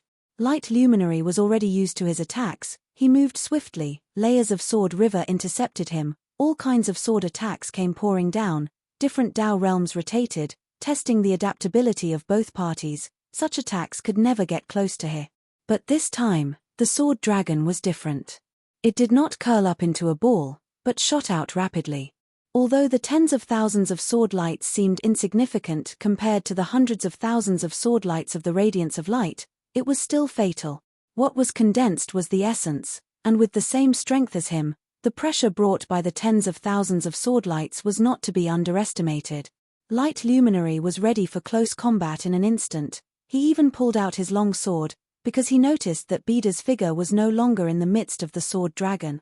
What kind of close combat technique was he using? He was not sure, because this was a completely unfamiliar sword vein orthodoxy, but there was one thing he knew: it could never be separated from the Tao of space. Swinging his sword left and right, this was one of Xuanyuan's scabbard's uses of space, originated from Xuanyuan's greatest figure, the Crow ancestor. As he swung his sword, the surrounding space changed subtly. This was a different use of space. It did not completely isolate the Tao of space, as that would consume too much mana and soul, and it would be easily detected by the opponent. The biggest use of this spatial technique was to form layers of unstable spatial walls around him. Once someone tried to approach him using spatial techniques, they would first be detected by the layers of thin spatial walls, exposing his position. The remaining problem was, of course, the swordsman trusted the longsword in his hand more. It had a very similar name to the Crow ancestor, poke head and peak. It meant that when the opponent was about to attack, there would be a moment of stiffness. This was the meaning of poke head and peak. With a slash of the sword, everything would be fine. However, the layers of thin spatial walls were already set up, and there was no reaction. On the contrary, the tens of thousands of sword lights from Bida rushed towards him. These were indeed sword lights, and the swordsman was not wrapped in them. Then, where did Bida go? Light Luminary's willpower was firm, and he did not make any wild guesses, nor did he change his plan easily. The sword rivers roared down, and collided with the sword dragons, annihilating them one by one, but this time, Bida had obviously added a lot of power to the sword dragons, and they were still as sharp as ever. They did not retreat in the slightest. Instead, Light Luminary stood his ground. He had rich battle experience, and his willpower was exceptionally firm. He would not change his decision so easily like Takizawa. He was right here. Surrounded by Poke Head and Peak, he wanted to see what method Bida was going to use to get close to him. Everything happened in the span of a few breaths. Under the obstruction of the sword rivers, most of the flying swords were intercepted. Finally, only one flying sword was left, and it was only a few hundred feet away from Light Luminary. Just as it was about to be drowned by the sword rivers, this flying sword suddenly underwent an unexpected change. The flying sword trembled, and tens of thousands of sword lights appeared out of thin air, with the same sharpness and the same determination. Light Luminary immediately understood. Bida was not in a different dimension, and he would not barge in through Peak Head and Peak. This bastard was basically something like a sword spirit. He was the sword, and the sword was him. He would not be stiff. He also did not need to use a sword technique like the heaven measuring sword ruler. His approach was direct and simple. When the sword arrived, the person would arrive. Light Luminary understood, but he did not have time to react. Close to a few hundred feet, and with such a short distance, he would not turn around and leave his back exposed to the enemy. A real Shenyuan swordsman would only have one choice at this time, and that was to face the challenge head-on. A gamble of life and death. When Light Luminary swung his long sword, it met Bida's sword hair head-on. With a loud clang, both sides were swung apart. Following that, Bida's hands and legs turned into dozens of long swords, revolving around Light Luminary and attacking him. Light Luminary turned around and reacted quickly. He immediately rotated his body, and the long sword in his hand danced in an airtight manner. With a series of explosions, the two swords clashed more than 10 times in a breath. No matter how dense Light Luminary's longsword was, how could it compare to the dozens of long swords that Bida had turned into? In the blink of an eye, his body was already injured in several places. What was even worse was that the long sword in his hand couldn't withstand such intense collisions and broke after a single round. If it was another opponent, he would still have time to take out countless backup swords from his storage ring. But now that he was so close to his opponent, how could he have the time to change swords? Bida's sword chi wreaked havoc in Light Luminary's body, destroying everything in an instant, and also cutting off the possibility of him perishing together. A swordsman understood swordsman the best, and would not give him such a chance. Light Luminary was paralyzed in the void, but he did not show any disappointment. He only praised, "Good sword."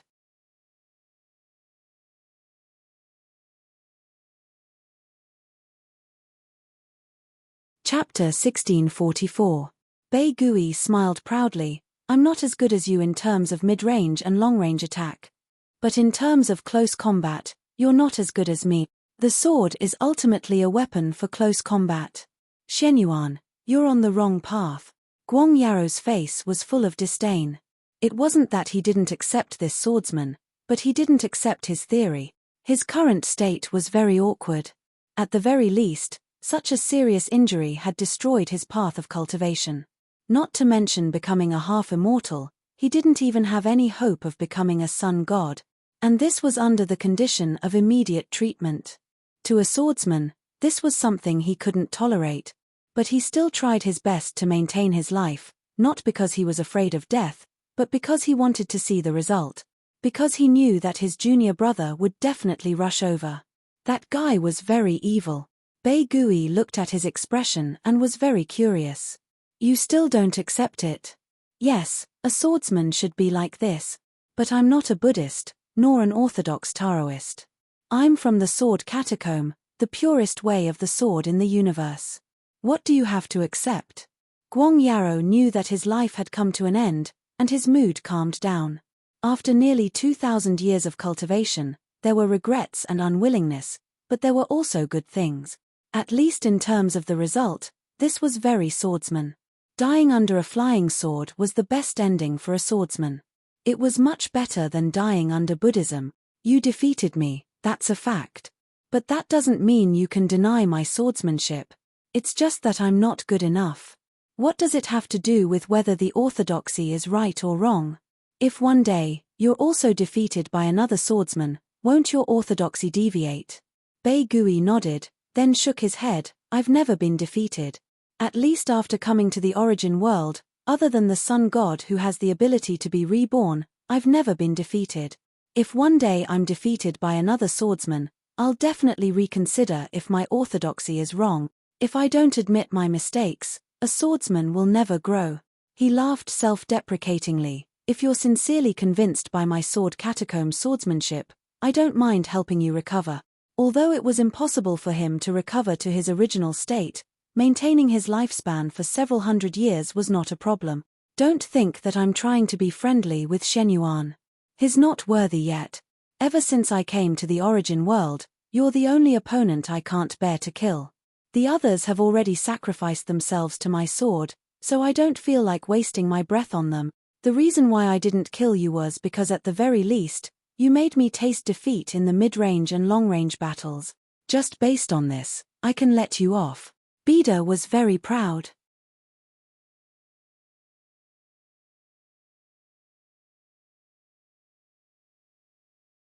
He just wanted to know what level his junior brother's swordsmanship would reach when he went all out. This was what he was truly concerned about. As the saying goes, the pot never breaks apart from the well. It was inevitable that a general would die on the battlefield. A sword cultivator like him might not be as good as Lu Xiaoyi, who had killed countless people, but he had killed many cultivators. It was worth it. He saw Bida sitting cross-legged in the distance and adjusting his body. It seemed that this guy did not look like he was number one in the world, but when facing a tough battle, he still had the caution that a swordsman should have. What kind of place was the sword mound? How could this person transform into a sword? This was completely illogical. Was it related to Xuanyuan's sword mound Small World? Brilliant Light's mind was filled with countless thoughts, but he could not verify them. He did not regret it. He could also feel his junior brother's intentions in the miniature scene, but he could not accept it. Even now, he still believed that his choice was not wrong. If he accepted it, he would lose his sword heart. If he did not accept it, he would lose his life just like now. The cultivation world was really cruel. While waiting, Backstab quickly recovered to his peak state. His words were not wrong. If he wanted to, he could really kill Radiant Light in a short period of time. This was the unique characteristic of the sword vein. As long as I could completely suppress you in a certain aspect, the battle would end abnormally quickly, even if both sides were actually very close in terms of cultivation level. It was completely different for magic cultivators. If their cultivation level was close, it would mean endless delay. They would fully display this difference through time. How long do I have to wait? Did you leave a guide? Bida shouted from afar. Brilliant Light shook his head and looked into the distance. There, a shooting star was quickly flying over. I did not leave a guide. Shenyuan people would never do such a thing, but he will definitely come looking for you. Look, isn't that right? Congratulations, your life has entered the countdown.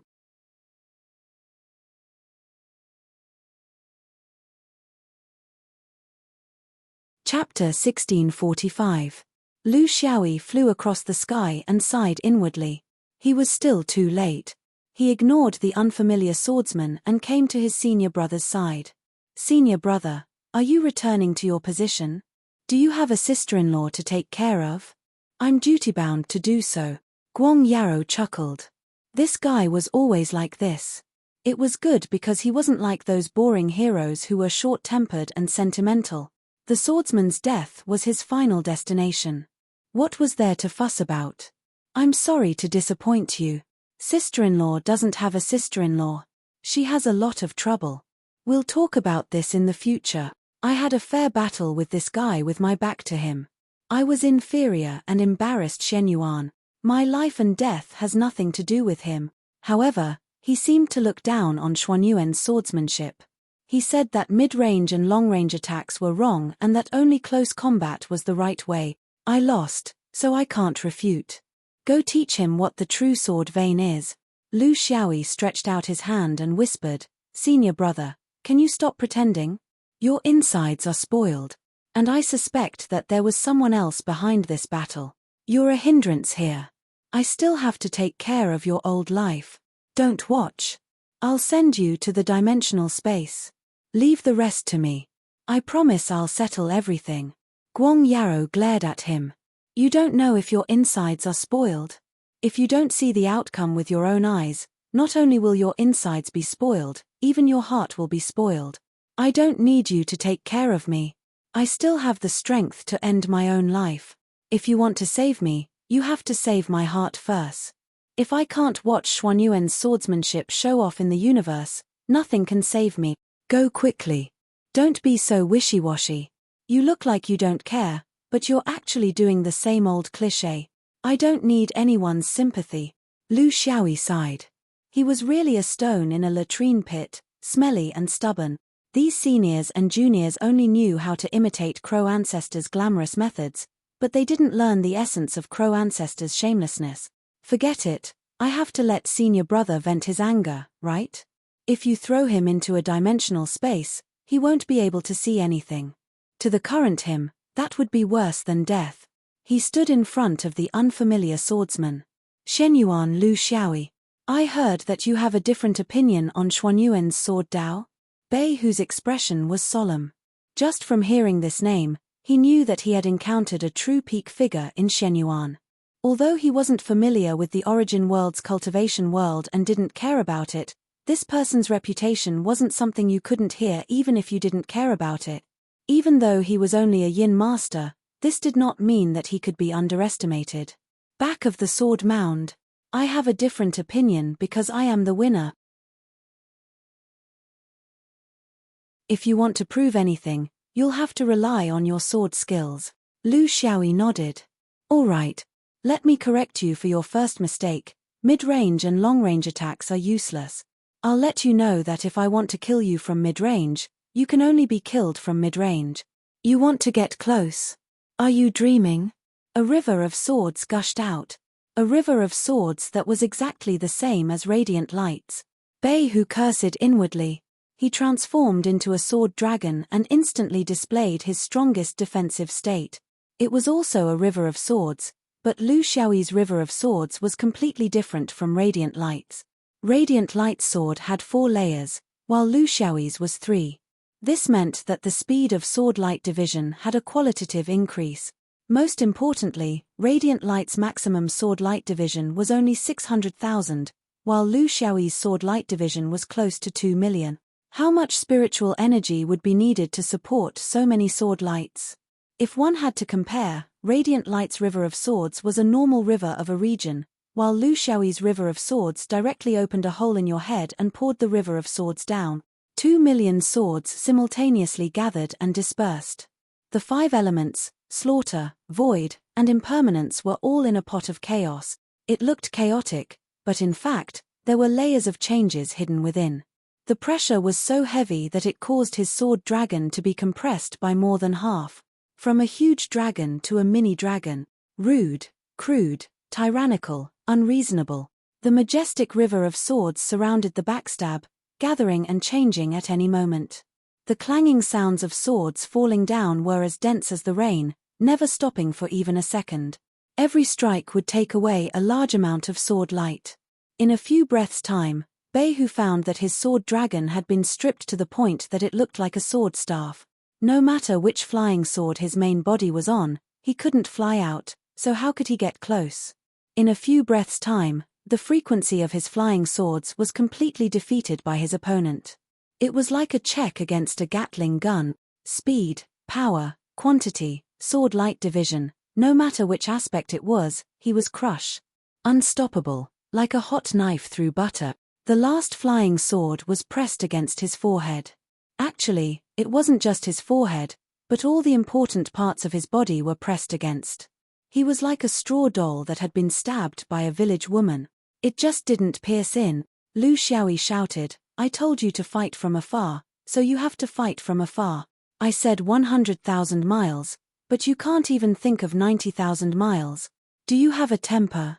The sword light was retracted, and he pulled out his sword. Qi held it in his hand. "Sword? You think you are invincible with a sword? You don't want to be controlled by the Celestial Empire? Fine, then let's compete in sword wielding.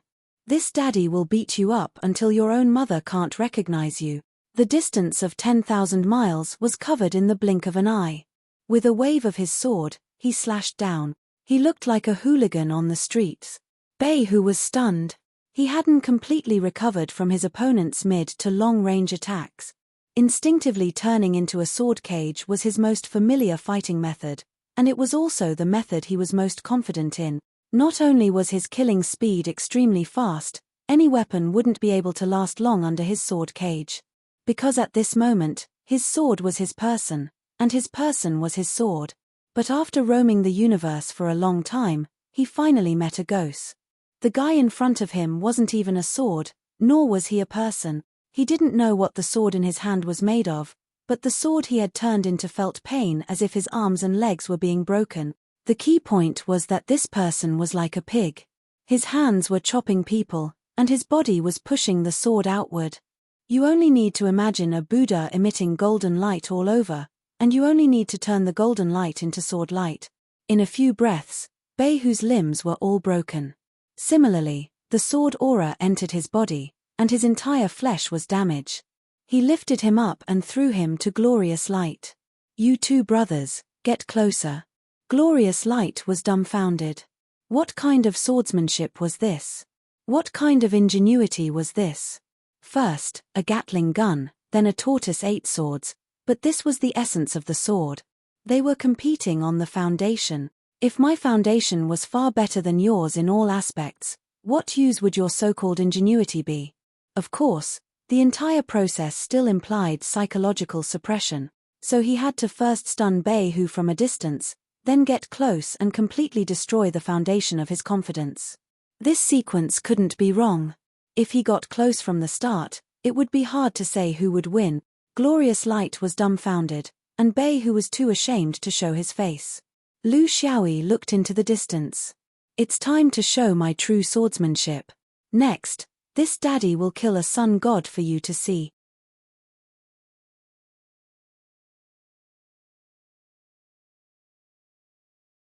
Chapter 1646. In the void, a figure slowly appeared. He quietly watched the three swordsmen in front of him. Two were injured and one was intact. Although he didn't completely reach his goal, it was barely satisfactory. Beiju shouted, "Swordsman matters will be resolved among swordsmen." "Senior, why did you follow us here?" He was very uneasy and realized that he might have been involved in some conspiracy.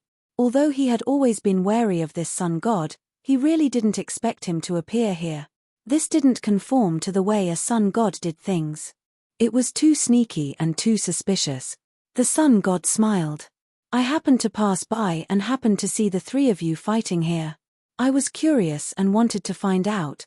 Well, I also happened to have some grudges with one of you, so I wanted to settle it here. Isn't it too much?" He said it lightly, but everyone knew that it was just nonsense.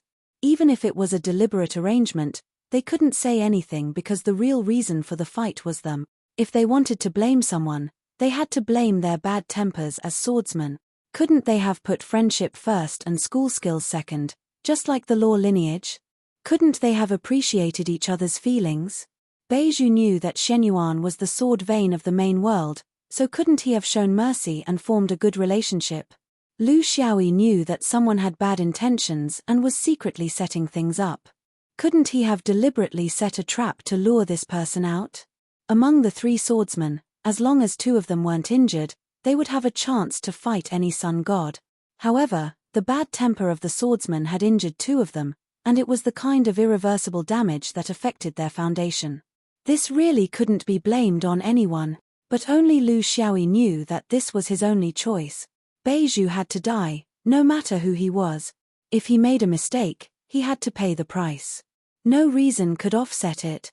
It didn't matter who was behind him. Moreover, if he hadn't hurt Beiju deeply enough, this sun god might not have been willing to stand up. Which high priest of Hung River is it? Why are you so enthusiastic? Originally, I just wanted to kill Henghe young god for fun. But senior, you came all the way here to make up for me. The sun god was unmoved. I'm Li Taikhan of Hung River. I'm here to settle a grudge with you. I won't say much. You and I both know the reason. Of the 3 of you, 2 of you are seriously injured. I won't touch them as hostages. But, little friend, you have to accompany me to the fullest. You can't give up halfway and leave halfway. The meaning was clear. Lu Xiaoyi did not refuse. In fact, there was no reason for him to back down from this battle.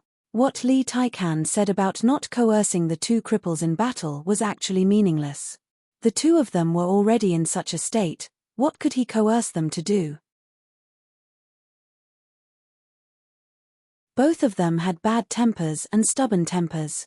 If one did not force them, there was an 80% chance that they would end their own lives. So, why should one reach out and stain one's hands with blood and cause 2 great karmas for no reason? The only thing he was worried about was that Lu Xiaoyi would realize that he was no match for him and use his sword as an excuse to escape. Therefore, he had to bite him to death verbally. But this was exactly what Lu Xiaoyi wanted. Up until now, he had killed a lot of young gods.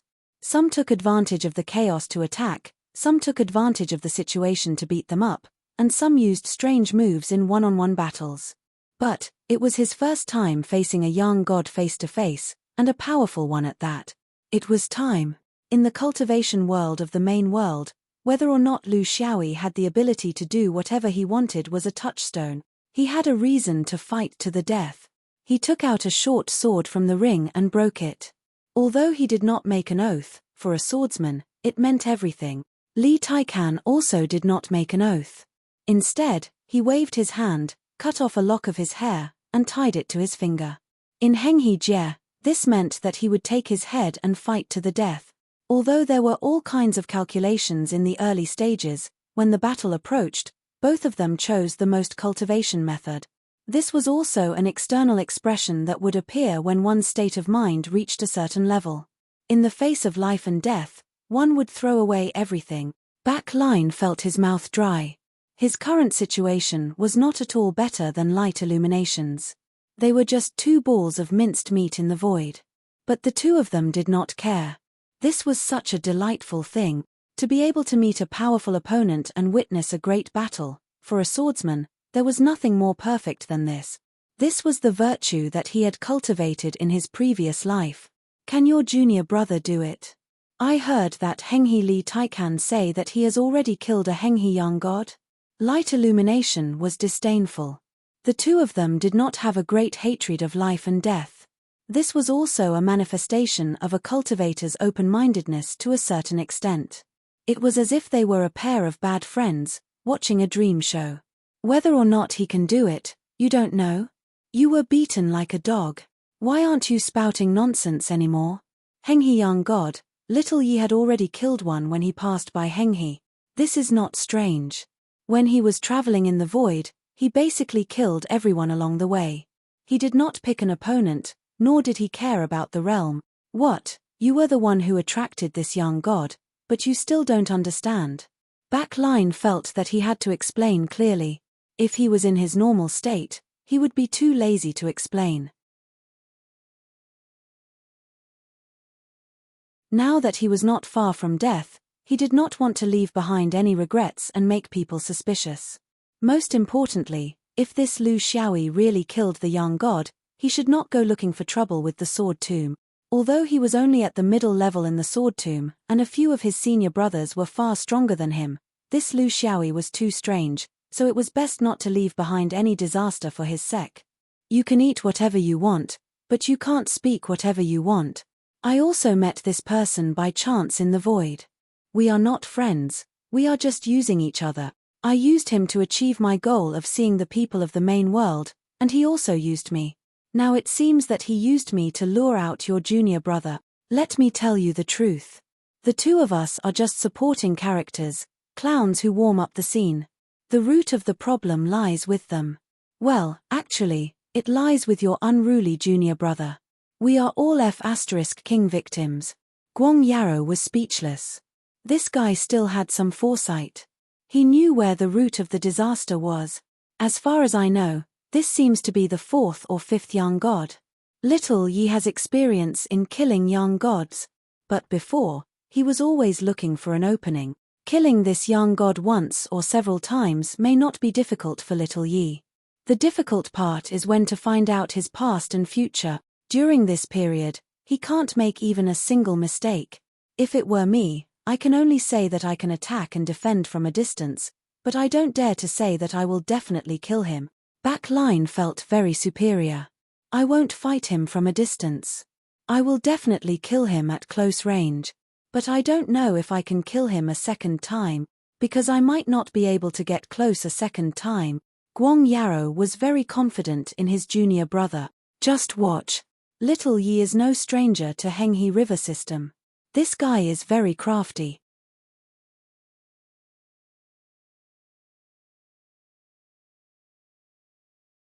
Chapter 1647.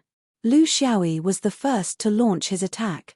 The first thing he had to figure out was which main god branch of Henghe system this Li Taikan belonged to. Only then would he be able to target him better. No one would reveal their true roots to others, they could only use their fists to reveal it. Even though they were 100,000 li apart, Lu Xiaoyi's leap was as if he was walking in the air. The speed of his evasion technique was so fast that it seemed to go against the natural laws of evasion. For example, Radiant Light's evasion technique could be roughly guessed where he would go. However, Lu Xiaoyi's leap gave off a feeling as if space was being torn apart and his body was twitching. His speed was always changing. If he wasn't accelerating, then he was decelerating. This meant that even if you could predict his trajectory in advance, you wouldn't be able to land an attack on him. That was because this person would either run past you, or he hadn't arrived yet. The direction was also constantly changing, and it was not a straight line, but a straight line. It was as if it was always running in a circle, and there were always corners.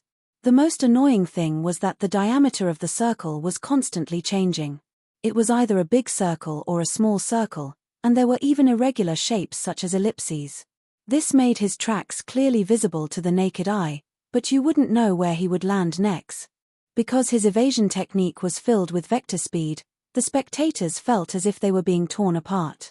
It was like a picture of stagnation. Sometimes it was congealed, sometimes it was smooth. It suddenly rose and fell, slow and fast. The greatest advantage of this evasion technique was that every breath and every moment was a window for him to unleash his sword. For example, Radiant Light was also an expert in evading and controlling his sword. However, if one were to break down his movements frame by frame, one would discover that there was a pattern to his evading and unleashing his sword. He wouldn't unleash his sword when he was rushing forward. This was because when both parties were moving at high speed, it would affect the precision of the flying sword. He would only unleash his sword when his evading speed was slightly reduced. Therefore, strictly speaking, the control of a swordsman's sword was constantly changing between hurried and slow. Hurried was to change his position, slow was to unleash his flying sword. When a swordsman made this method coherent enough, it was a sword control. However, Lu Xiaoyi's sword control was different. He didn't have a regular pattern of hurried and slow. This was because he was always changing. Through this change, he could achieve the effect of evading quickly. At the same time, he gained another benefit. He was ready to unleash his sword at any time in a slow state. He could maintain his strongest sword state at any time and place. Coupled with his abnormal sword light division, each wisp of sword light was heavier than the others. When all these were combined together, there was no such thing as sword moves or secret methods. Because a casual strike of his would be a powerful secret method sword move to others. This was the result of displaying his foundation to the extreme. Under such extreme conditions, even someone as strong as the sun god Li Taikan could only parry for a while without the power to counterattack. After hundreds of years, this was also the first time Lu Xiaoyi was unscrupulous in front of the sun god. Under his accumulation, His swordsmanship had unknowingly reached a new level. Although he still didn't know what level he had reached, now that he entered the last few stages of the sword Dao Steely, even the crow ancestor wouldn't be able to kill him. Back Crocodile was a little depressed because even though he was watching from the side, he still had a splitting headache. Because Lu Xiaoyi's escape method was always changing vector speed, in order to see more clearly, his divine sense had to be in a kind of irregular speed. Sometimes strong and sometimes weak, sometimes fast and sometimes slow. It made his head hurt. Is it because I'm too injured that my brain is damaged? Why do I feel like he's tired from escaping? It's not that he's tired, it's me. Light Illumination was also having a headache. Because he also had a splitting headache. It was true that both of them were seriously injured, but as a bystander, what would happen if he was really in the battlefield? Not to mention attacking with his sword, even his divine sense couldn't hold on for a long time. This was a new escape method, but he didn't know what kind of escape method could be used to achieve it. In any case, with the escape method he had mastered now, he definitely couldn't do it. He was afraid that it could only be like Lu Xiaoyi's stars pulling, millions of stars working together. But this thing, was it so easy to learn? I'm tired too.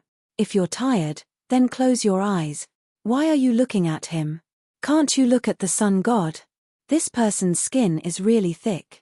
I saw that he had been cut a few times, but he didn't seem to be in any big trouble. I just don't know how long he can last like this. The sun god was suppressed to this extent by the yin god. I wonder how he feels.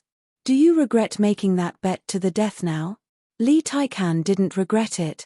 For the sun god, regret meant that his state of mind was lost, and it meant that his defeat was revealed. Therefore, he couldn't regret it. The swordsman's attack power was far beyond his expectations, but that wasn't the most important thing. The most important thing was that the swordsman's movement method was giving him a headache. It wasn't a real headache like the 2 chunks of meat, but a headache that made him unable to use many of his attack method. For this kind of escape method that completely exceeded the common sense of cultivation, it was best to use an artifact that could lock onto the target, but he couldn't find an artifact that could keep up with the swordsman's rhythm while constantly accelerating. If he couldn't keep up, what was the point of using it? Or use a divine ability, but for the same reason, just locking onto the opponent would consume a lot of his energy, so he couldn't use it to its fullest potential. This was a dilemma. From the beginning of the battle, he was forced into a passive position. This was something he didn't expect. Sabrahan's death wasn't unjust. Since the swordsman displayed such great strength from the beginning, he couldn't use the power of a normal sun god to take down the swordsman. He could only use his true foundation. His roots in the Henghe realm did not belong to the 3 main gods, nor did he walk the path of the Bodhisattva of joy. What he cultivated was the great python god, a god with a human body and a snake's head, under the lineage of Mahoraga of the 8 tribes dragons. The Henghe realm and the cultivation system of the origin world began to deviate from each other when one reached the sun god stage. For example, Li Taikan's foundation to reach the sun god stage was to reach the great Mang stage. In the future, he would evolve in this direction as he continued to advance. He couldn't fight the swordsman with his mortal body anymore. Even if he had the ability of rebirth, he didn't want to be killed again and again. This wasn't just a matter of face, but a matter of mentality. If rebirth became a habit, it would become a habit. While sacrificing his life, he would risk looking for his opponent's weakness, and then slowly expose his past and future through rebirth again and again. He didn't advocate this kind of fighting method. In the Henghe realm, he belonged to the faction that didn't use rebirth as a fighting method. Therefore, in the eyes of the 3 swordsmen, the sun god turned into a giant great python god, with a human body and a snake head, with a flower drum at his waist and a drumstick in his hand.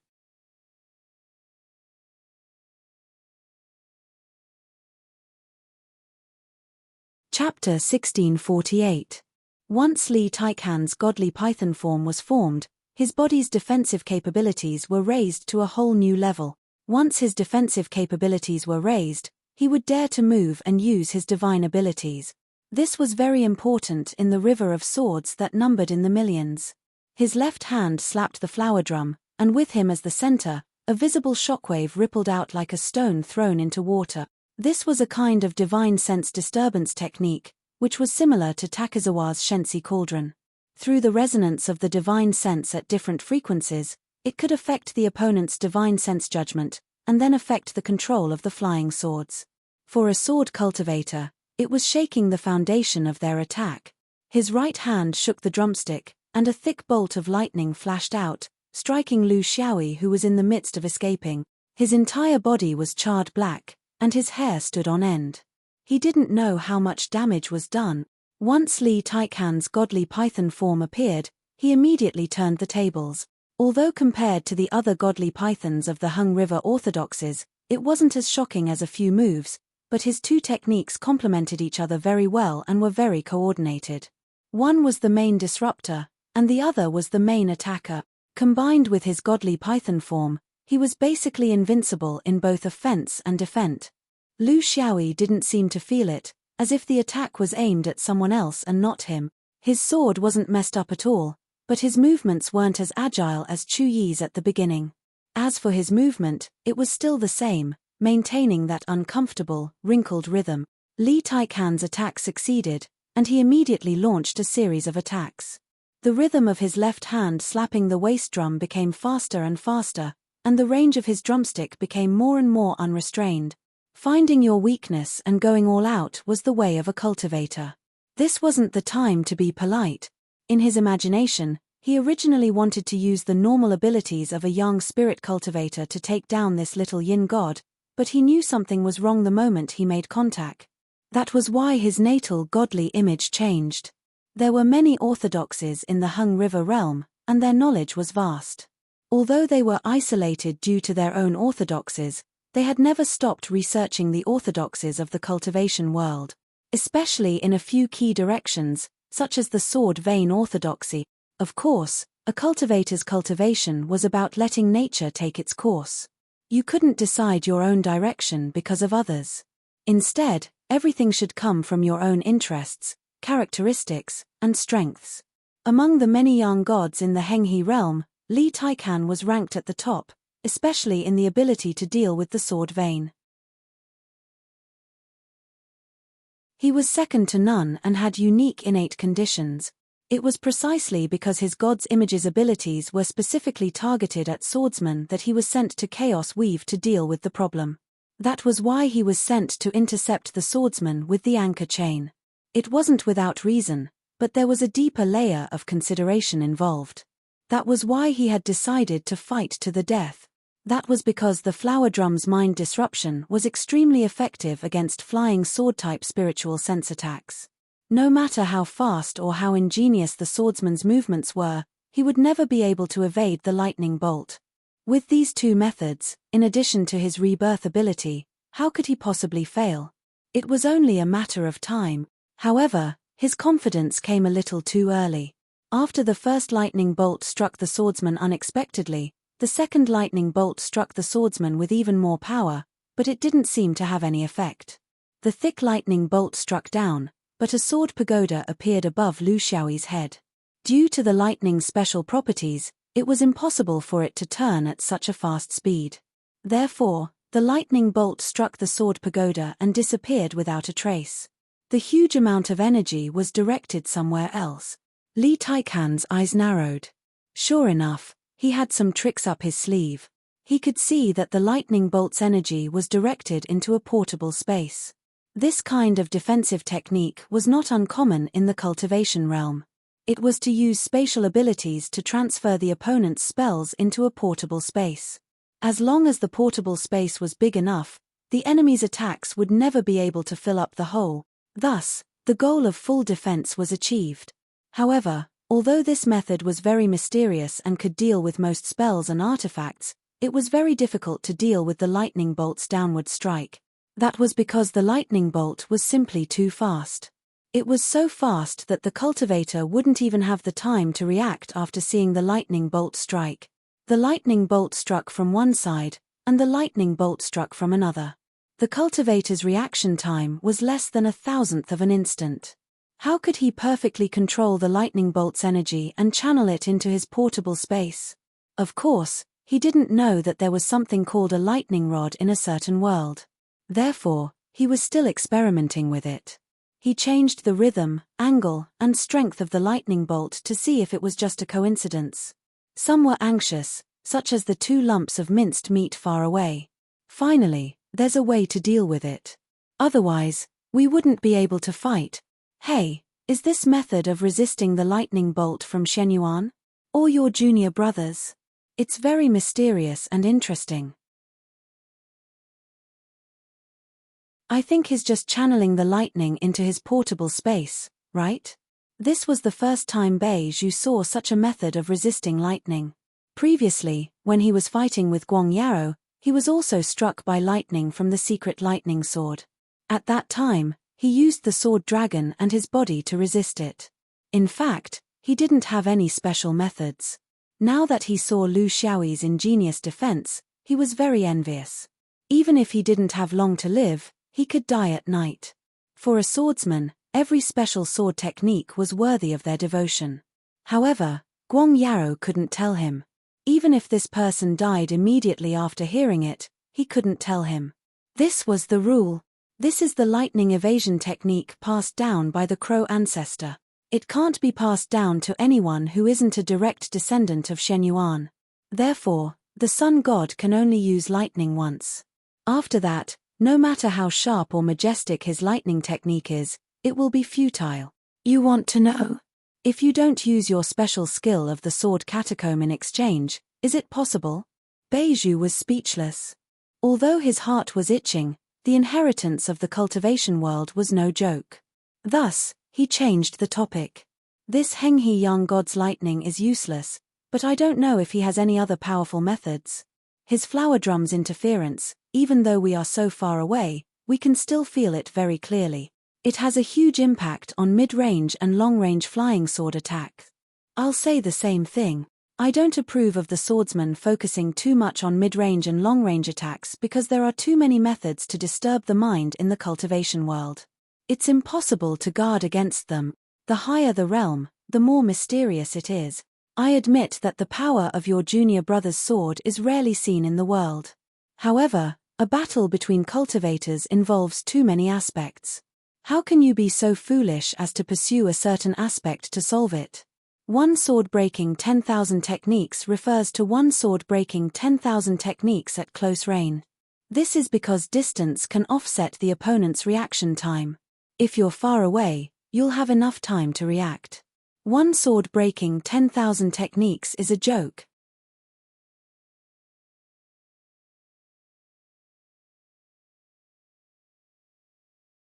Chapter 1649. Both of them were masters of the sword vein. Even though their bodies were weak, they had great foresight. They knew very well that if the swordsman couldn't control his flying swords accurately, it would affect his strength greatly. In order to counteract such an effect, one would have to invest more spiritual energy.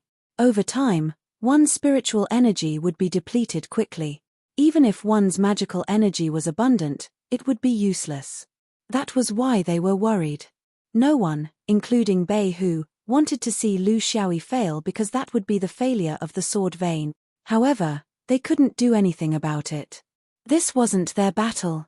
If it was their turn, even their young god might not be able to summon the celestial python form. Li Taikan's lightning was useless. No matter how he tried, the swordsman's sword pagoda would always be able to restrain the lightning into his dimensional pocket without fail. This meant that the swordsman had a set of techniques that he was familiar with. He could only give up. However, that didn't mean that he didn't have any other tricks up his sleeve. He clasped his hands together and chanted a spell. In an instant, a sacred river appeared in the sky. It didn't attack, but stood between the two like a boundary between the Chu River and the Han River. He knew that the swordsman was very familiar with the attack and defense of the sacred river. He had seen the power of the eternal river among the cultivators he had killed near the Henghe boundary. He had even personally traveled through the eternal river scroll. That was why the eternal river couldn't cause any fatal damage to him. The reason why he released it was only to use it as a support, something that he could rely on during his escape. In terms of escape, even though he was a young god, he was still weak in front of the swordsman's yin god. This was his most obvious weakness. However, if he could cross the river, he would have something to rely on during his escape. No matter how good the swordsman's escape was, he would still be affected when crossing the sacred river. This would achieve his goal. Since the lightning was useless, his next attack would have to target the swordsman first. This was also the most difficult part for him. He had thought about this battle very carefully. He had hesitated between using up his energy and ending it quickly. In the end, he decided to fight the swordsman head-on. There were many factors that made up his decision. As a dignified yang spirit, he deliberately wasted time with a yin spirit. This was a sign of weakness in his state of mind.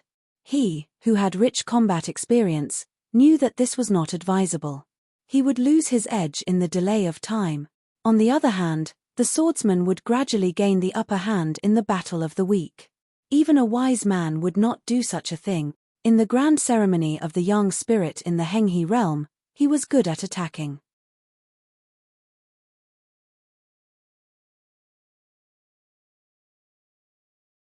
However, this sword river was somewhat different from a normal sword river.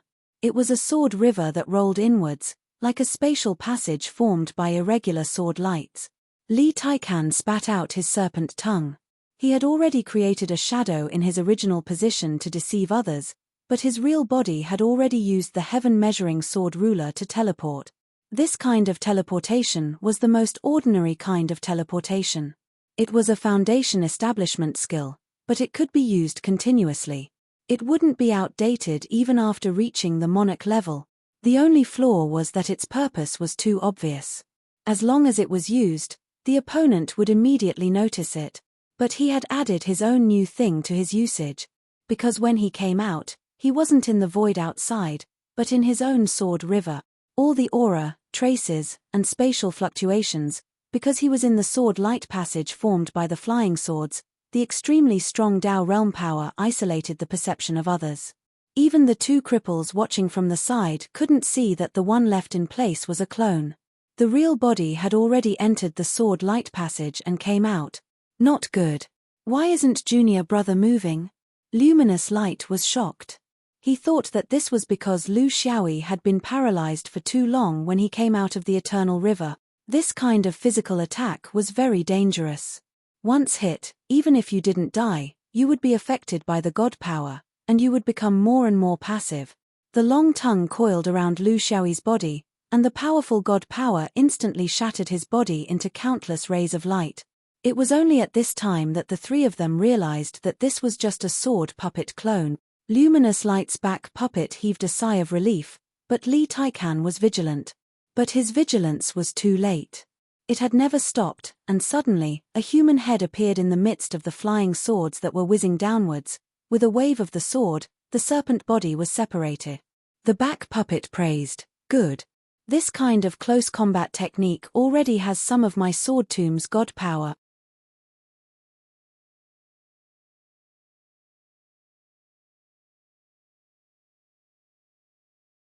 Chapter 1650.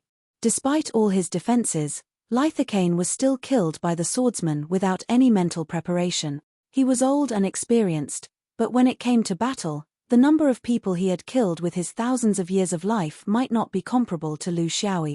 Bold and unconstrained thinking, rich imagination, and outstanding talent in battle. All these factors made Lu Xiaoyi's battle behavior full of unknowns. Glorious Light laughed loudly. "See, since there's a beginning, it's going to be interesting. I say, look at that Henghe young god's rebirth. Can you see his past and future?" Backtree was still thinking about that slash.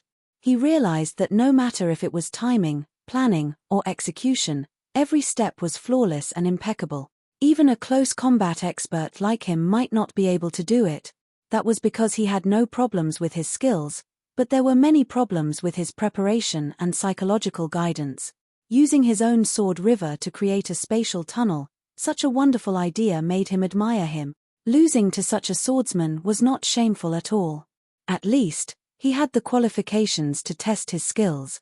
Regarding the past and future, he really didn't know much. This made him blush with shame. In any case, He was a primordial spirit cultivator, but he didn't dare to cross the line in young god beheading. The Shenyuan swordsman had already abused young gods like vegetables. His guts were sky high, and he couldn't compare with the hooligans of the universe. I don't understand. This person is very firm about the future. Even Maho Luojia, the only future, didn't hide anything. What's the point of doing this? Glorious Light was a cultivator of the origin world after all. His understanding of the various orthodoxies was much deeper than back trees. Young gods have a past and a future.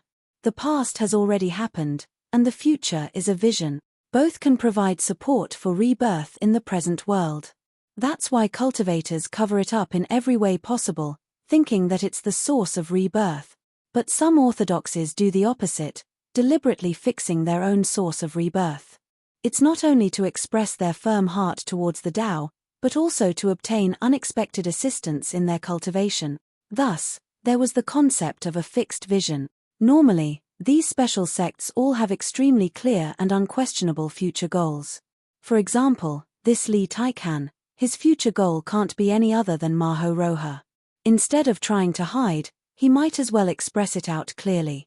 That way, he will be able to borrow more power from the god. Back Puppet nodded. I understand. Their orthodoxy actually treats the past and the future separately. He had tried his best to cover up his past, thinking that it was the foundation of his rebirth. However, he had fixed his future as the only one. He had made his intentions clear, so as to gain more support from God. By doing so, you're not concealing yourself in exchange for an additional portion of divine power, allowing your strength to stand out among those of the same level. Isn't that right? Guang Yarrow nodded. That's right. It was meaningless to Taoism and most other orthodoxies, because no matter whether we have a fixed vision for the future or not, we won't get any practical benefits. What we get is only a kind of self-improvement. Moreover, our Taoism's theoretical system is natural and doesn't reject change. Therefore, no one would be stupid enough to fix a fixed vision for the future. Anyway, there are many visions, so why not list them one by one? It's not only for possible changes, but also for a way to protect life. Back Puppet smiled and said, it's all reasonable, and there's no distinction between good and bad.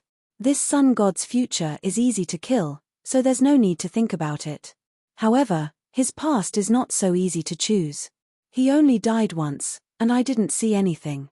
Nearly 100 pasts are mixed together, so who knows which one is the true source of his past? This was a normal situation. Ordinary sun gods had 2 layers of protection, the past and the future, while Li Taikan only had 1 layer of protection, the past. Of course, he had the time to put in a lot of effort and make enough concealment. With only 1 kill, there was no valuable information at all. Guang Yarrow couldn't say anything either. Both of them were big brothers, so not to mention second brother, they had limited experience in this area. But this was also the joy of cultivation. Back Puppet complained, look at what this person has experienced in his previous life. I won't talk about the other slightly normal things. Look at his past. There are people who defecate and pee in the open. There are people who feed rats in the temple. There are people who drink cow urine to cure diseases. There are also people who smear cow dung all over their bodies to prevent epidemics. And there's even a life where he married a cow. How can people choose? The 2 useless people were very depressed because they couldn't learn anything in this process. They had no idea what the past was like. First, they really didn't have much experience in this area, and second, the people of Henghe were different. But Lu Xiaoyi was different. With just 1 kill, he could see a lot of things. For example, the worship of cows. As for those ignorant living customs, in fact, they existed in many underdeveloped human planets. Every society had such a process, and in the end, they could completely walk out of it. It was just that the people of Henghe Jie spent too much time in this process, so long that they seemed unwilling to walk out of it. Of course, cows were very good animals and friends of humans. Cow urine and cow dung were not necessarily dirty. He liked such docile creatures very much. There were also legends of immortals riding cows in Taoism. It could be seen that in the main world, people liked cows the same way. It was just that the people of Henghe Jie liked cows a little more. There were also different understandings. For example, he liked to brag, but there were people of Henghe Jie who actually used cows. Although he couldn't be sure and couldn't even define the general range, he knew that this person's past must be related to cows.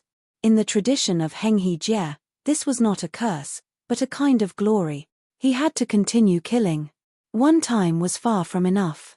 There was no way to find a real foothold in the nearly 100 episodes of the past. He knew very well that this was the only chance to kill at close range. If he used it as a main attack method, he would sooner or later be destroyed by such a risky move. His philosophy was the opposite of Bei Hai's. He believed that the correct way to fight swordsmen should be to focus on long-range attacks, with the occasional close-range attack. This kind of thing was not conclusive. For humans, his philosophy was fine, but for non-humans, it was another matter. In the Sword Dao Stele, the three Qin advocated killing in the real world. This philosophy was indeed very hearty, but that was for the three Qin of Yang spirit. He didn't believe that the three Qin of Yin spirit could judge the past and future by killing in the real world. What kind of people were they? With his current strength, if he wanted to kill a Yang spirit like Li Taikan, he would need to plan carefully. How could he kill him just like that? The sword river rose again, and it was still the same as before. He wanted to see what changes this Yang spirit would make. In fact, the process of constantly showing off one's trump cards was also a way to expose the past and future.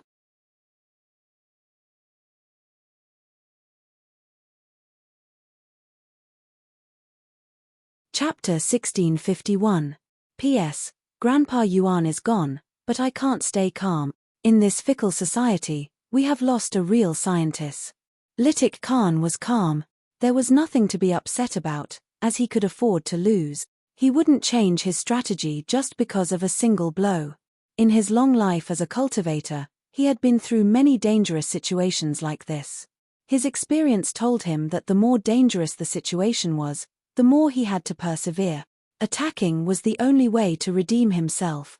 He had completely let go of his scruples.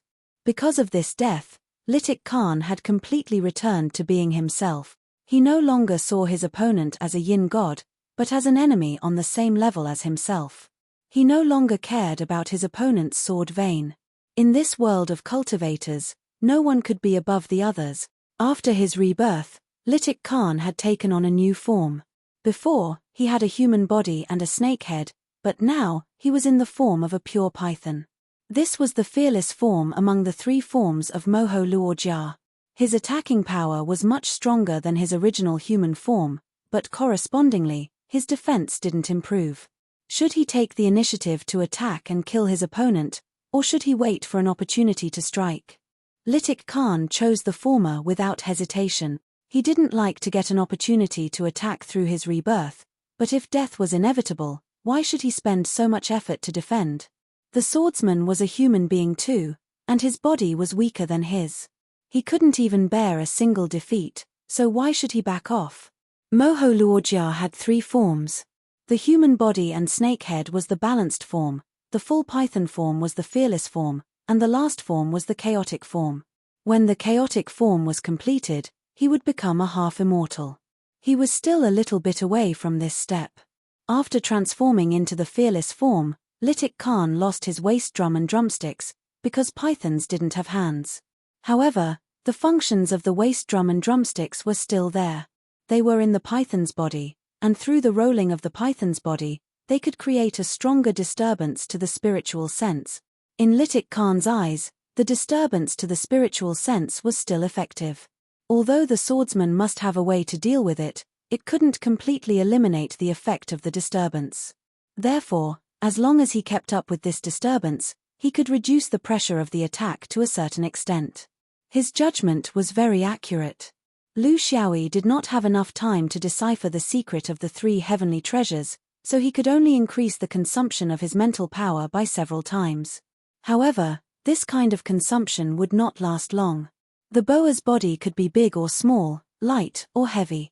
It could be tens of thousands of miles long, or as small as a foot long. When the boa expanded to tens of thousands of miles long, the battlefield would become small, and Lu Xiaoyi's nearly invincible movement would lose its meaning. Even if he tried his best to move as far as he could, the boa could only turn its head. Lu Xiaoyi felt that this was a little tricky. This thing was really too big, so big that there were targets everywhere. He didn't know where to start because he didn't know where this thing's Achilles heel was. Even if he were to chop off the python's body section by section, he wouldn't be able to finish it even if he tired himself to death. This serpent's body was like some kind of single-celled organism. If you cut it, it would reconnect and continue to grow endlessly. The head might be its Achilles heel, but the skull was hard, so he had to use his full strength. There weren't many opportunities like this. What surprised him was that the serpent's agility and speed were completely incompatible with its body. It wasn't clumsy at all as it moved. Perhaps it couldn't be compared to him in terms of subtle movements, but it could use its huge body to make up for this shortcoming. When it came to subtle movements, each had its own way. If he couldn't succeed in his attack, he would have trouble in his defense. The serpent had many ways to attack. It could whip and coil its body, bite and spit out its tongue. It could also use its divine ability to catch people off guard. Moreover, Lu Xiaoyi could never not be wary of its lightning ability.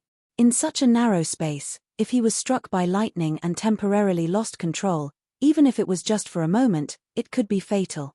Most importantly, in such a complicated situation, he couldn't afford to make even a single mistake. This was the first time Lu Xiaoyi had felt awkward in a battle where he couldn't even use his vertical escape. This was because his opponent had used the simplest method to break a sword cultivator's vertical sword technique, and that was its size. Tens of thousands of miles long, the boa body blocked a large part of the battlefield, making his sword move look like a joke in front of such a huge body. Lu Xiaoyi's sword river wasn't weaker than the serpent in terms of size. However, one was a sword projection, while the other was a real body. As they intertwined, the serpent was constantly torn apart, but it quickly recovered. The sword projection was also constantly dissipating under the impact of the serpent's divine power, but it was constantly reforming. Litik Khan's serpent's body would last forever as long as his divine power didn't wither. As for Lu Xiaoyi's sword river, as long as Sevenant was there, it would last forever. In an intense battle of attrition, no one could gain the upper hand. Lu Xiaoyi was as calm as ever. His attacks on the serpent were very targeted. He didn't attack blindly or mindlessly. Instead, he used different Dao realms to attack the serpent from different positions. He only had one goal, which was to find the serpent's weakness and attack it with the most efficiency. In the world of cultivation, there was nothing without a weakness. If you couldn't kill it, it only meant that you didn't understand it well enough. How could you understand it? You couldn't keep it for observation, so you could only continuously attack it and determine its weakness from the result. He understood this process, and so did Litik Khan. Both of them knew that the serpent's weakness would be found, but before that, Lu Xiaoyi had to make sure he didn't make any mistakes. Chu Hei was very nervous. It doesn't seem good to continue like this. I've seen your junior brother escape from death several times. He relied on luck to escape, but luck can't follow him forever. Guang Yarrow was even more worried. Look, haven't you always boasted that you're invincible in close combat? If you encounter such a huge monster, I'll ask you, how are you going to attack it in close combat? Your fart sword cage can't even cover this thing's tail. Chu Hei scratched his head. This was indeed a big problem. He had never encountered such a problem before. Close combat had its own internal mechanism, but if you were close to a giant object the size of a star, it would be very awkward. Seriously. In this case, it's better to run away. But how far is far? This thing is 50 to 60,000 miles long, right? Even if you run 100,000 miles away, it's only 2 body length. It's meaningless. If you run further, the power of the flying sword will drop severely, or you won't be able to reach it. Tell me, why did your junior brother bet with the sun god? At this time, I don't think there's any special way except to run. I think the sun god's serpent form is easy to release but not easy to withdraw. It can't change freely, which should be his biggest shortcoming. If he runs out to rest, Can he still maintain this form? Guang Yaro shouted, "You're talking nonsense. Shenyuan swordsman will never retreat. This is not a slogan. I think the best way is to transform into a giant tens of thousands of miles tall." Chu Hei laughed. "Is that still a swordsman? That's the category of body cultivators, okay?"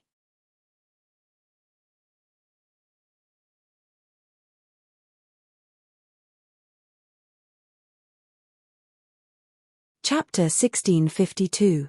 The worries of the two useless people were not unreasonable. They were both primordial spirit swordsmen and had sharp eyes. In fact, this was also a dead end that every low-level cultivator who wanted to challenge the young spirit would face. The young spirit could make mistakes, but you couldn't. How could you not make mistakes? In a sense, a battle was not about how well you performed, but who made fewer mistakes. The young spirit had the ability to tolerate mistakes, but other supremes did not. This was the key. How much more time would it take to find the python's weakness? During this period of time, Litik Khan was also looking for Lu Xiaoyi's weakness and trying out his own tactical combination. How could you underestimate the attacking and coordinating ability of a top-level young spirit who had been around for thousands of years? Right now, Lu Xiaoyi's greatest guarantee of safety was his strange and unpredictable ability to move freely. However, every swordsman knew that moving freely to ensure one's safety would never be 100% effective. Jumping was a trick to achieve complete defense through movement, and because of this, it could not protect you forever. There would always be mistakes. There would always be accidents. There would always be some bad luck. There would always be times when the opponent was lucky. How to solve it? In the next moment, Lu Xiaoyi gave them a completely unexpected answer. In the midst of constant jumping, he suddenly disappeared. This had often happened before. With the help of the sword puppet, the cover of the sword river, and the instantaneous acceleration and change of direction, he would often disappear in a short period of time. But this time, it was different. The power of the sword river had greatly increased. This could only be done under the premise of letting go and not worrying about anything. The question was, how could he solve the problem of his own safety? The attack power of the flying sword suddenly increase. But this was not the most important thing. The most important thing was that they could not see Lu Xiaoyi. After a few breaths, he might appear in a certain direction and then inexplicably disappear. He came in a hurry and left in a hurry. After a few breaths of time, they understood that this person was actually traveling through space. Moreover, there was no sign, no preparation, and he was just doing it as he pleased. How did he do it? Most true monarchs were able to escape into extra-dimensional spaces. Those who were good at this could even compress the process into a very short period of time.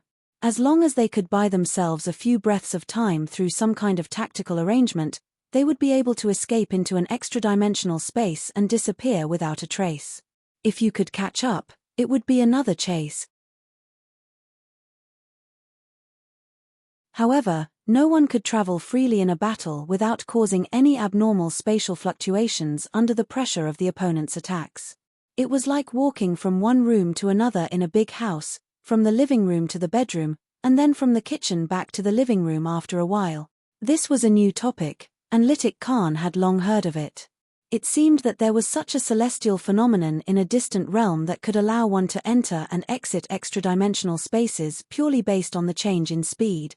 Without any warning, he did whatever he wanted. If he wanted to come out, he would come out. If he did not want to come out, he would not come out. There was no way to determine where he would come out. There was no blind spot, and there was no way to guess. This was not the worst part. The worst part was that although this person had gone to the extra-dimensional space, he had left his flying sword behind.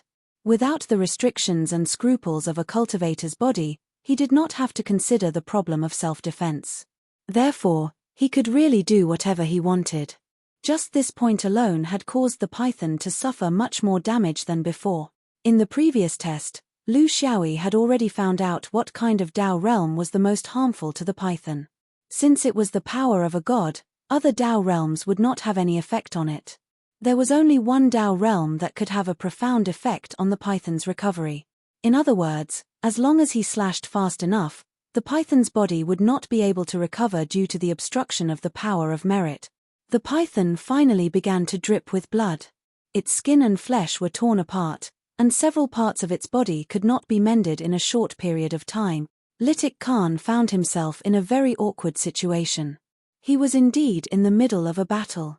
His opponent's flying sword covered the sky and earth, but he could not find his opponent. It was as if he was fighting against the void. He could only take a beating, but he could not fight back because his opponent was not in the same space as him. As a yang spirit, of course, he also had the ability to travel through extra-dimensional spaces. With the help of the wings of cloud, he could even go to at least 20 extra-dimensional spaces. However, this ability could not help him now, because he did not have time to use his spatial ability. The Sword River was like countless rats, endlessly biting, gnawing, drilling, and making holes on its huge body. There was no end to it. Back then, the fearless form of the huge python had brought him a lot of convenience, but now, it had brought him a lot of trouble. A huge body could compress the space of his opponent, but without an opponent, he would be a huge target, tens of thousands of miles long. How could he hide? Moreover, there was another problem that couldn't be solved. Space travel was very dependent on the size of the target. The energy required to pass through a person and a group of people was on a completely different level. If he wanted to pass through the corpse of a huge python that was now the size of an asteroid, it would simply be an unimaginable thing. The desperate situation actually happened to the yang spirit, which made the onlookers feel a little incredulous. How did he fight?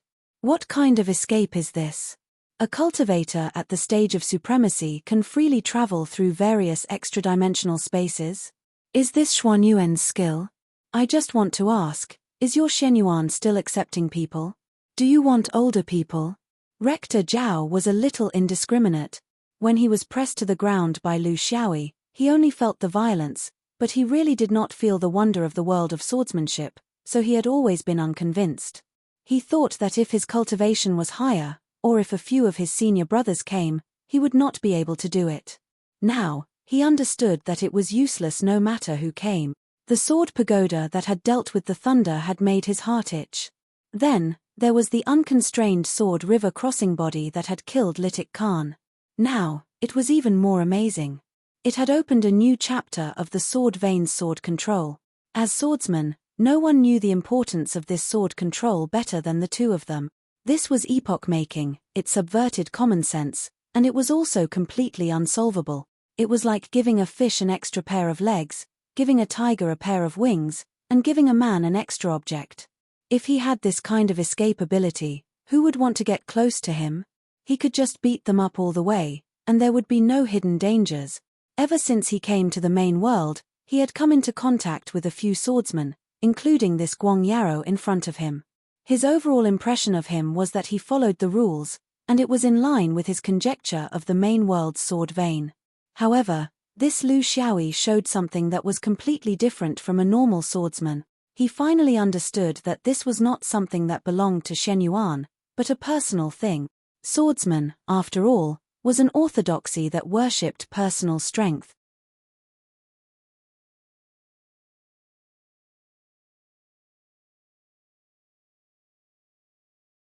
Chapter 1653.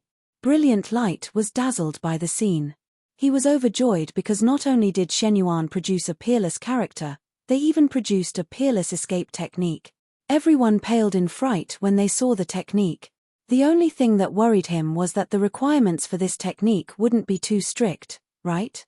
Hopefully, it was a technique that could be passed down, and not something that only one person could learn by chance. This wasn't a rare occurrence in the history of the sword vein. Fortuitous opportunities were also divided into individual and group inheritances. My Shenyuan doesn't accept people of dubious origins. You'd better make up a better story about yourself before you talk to me. Rector Back glared at him. What was he thinking? Wasn't he defeated by me? If I don't want to be Xuanyuan's disciple, wouldn't it be the same? He knew that it would be difficult for him to cross paths with Shenyuan. What good would it be if he destroyed a primordial spirit with a bright future? There were no new changes in the battlefield. Actually, it had only been a few dozen breaths since Lu Xiaoyi used the spatial escape technique. The python was so huge that even if it stood there motionless, it would still take some time to chop it down. This was the benefit of having a huge body. The two pieces of trash were just watching the show. Only Litik, who was in the middle of the battle, could truly feel the changes in the flying sword. He could clearly see that the swordsman's spatial escape and spatial kill were not untraceable. They had their own rules. In these few dozen breaths, the swordsman had entered and exited the spatial dimension 7 times. The shortest time he entered was 2 breaths, and the longest time was 6 breaths. He knew very well that the swordsman was doing this on purpose so that there wouldn't be any rules. Why did he have to enter and exit so frequently? Couldn't he just stay in the spatial dimension and release his flying sword? He could also see that the swordsman had a reason to come out. If he didn't come out, he wouldn't be able to maintain the strength of his flying sword. The effect of the swordsman releasing his flying sword in the origin world and the spatial dimension was different. Sending a flying sword through the dimensional space to kill him would be weakened. Therefore, a swordsman's attack was actually a hybrid type of attack. With the swords released in the main world as the main body, and the flying swords released from the dimensional space as the supplement, it formed a set of attacks that looked no different from a normal state. However, the truth was that there was a difference between the two types of attacks. The flying swords released in the origin world were the most powerful, but as time passed, their power would quickly decrease, and their numbers would also decrease, because they had to stab here. This time would not exceed 6 or 7 breaths.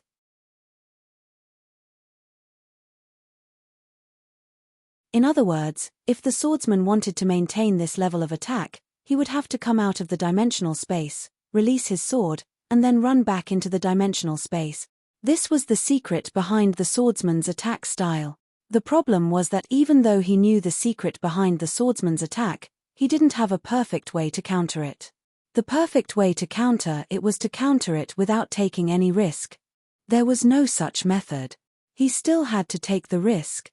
The way to take the risk was to enter Maho Roha's final form, the chaotic form. He had to wait for the swordsman to reappear in the origin world. This was a battle of wits and courage. Temporary gains and losses didn't mean anything. The one who had the last laugh was the true winner. There were plenty of examples of people who had been suppressing their opponents throughout the battle, but in the end, they were defeated by their opponents who had been struggling bitterly. He had experienced it too many times. He had to be patient, he warned himself. This was a very scary opponent, even scarier than many of the sun gods he had met. He rarely felt the threat of death when fighting against other sun gods, but in front of this yin god swordsman, he truly felt it. He didn't wait for the swordsman to come out. Just when he thought the swordsman was about to come out and the swords were about to run out, the swordsman uncharacteristically made a big move. This was truly an extraordinary battle. Who was the one who extinguished the lights? Countless stars in the surrounding starry sky suddenly extinguished and lit up again.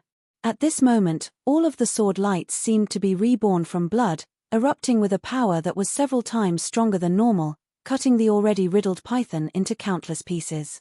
This time, the python's body could no longer recover, collapsing and disappearing in the void. Once again, the two cripples on the side had a taste of the power of a divine bull. Litik Khan was reborn again, still as a python. Just when the python's body was expanding, Lu Xiaoyi leaped out of the origin world and began to hit him while he was down. This was an inevitable choice. He had already beheaded his opponent twice, and whether it was from a technique or mentality, there was no reason to let him go so easily.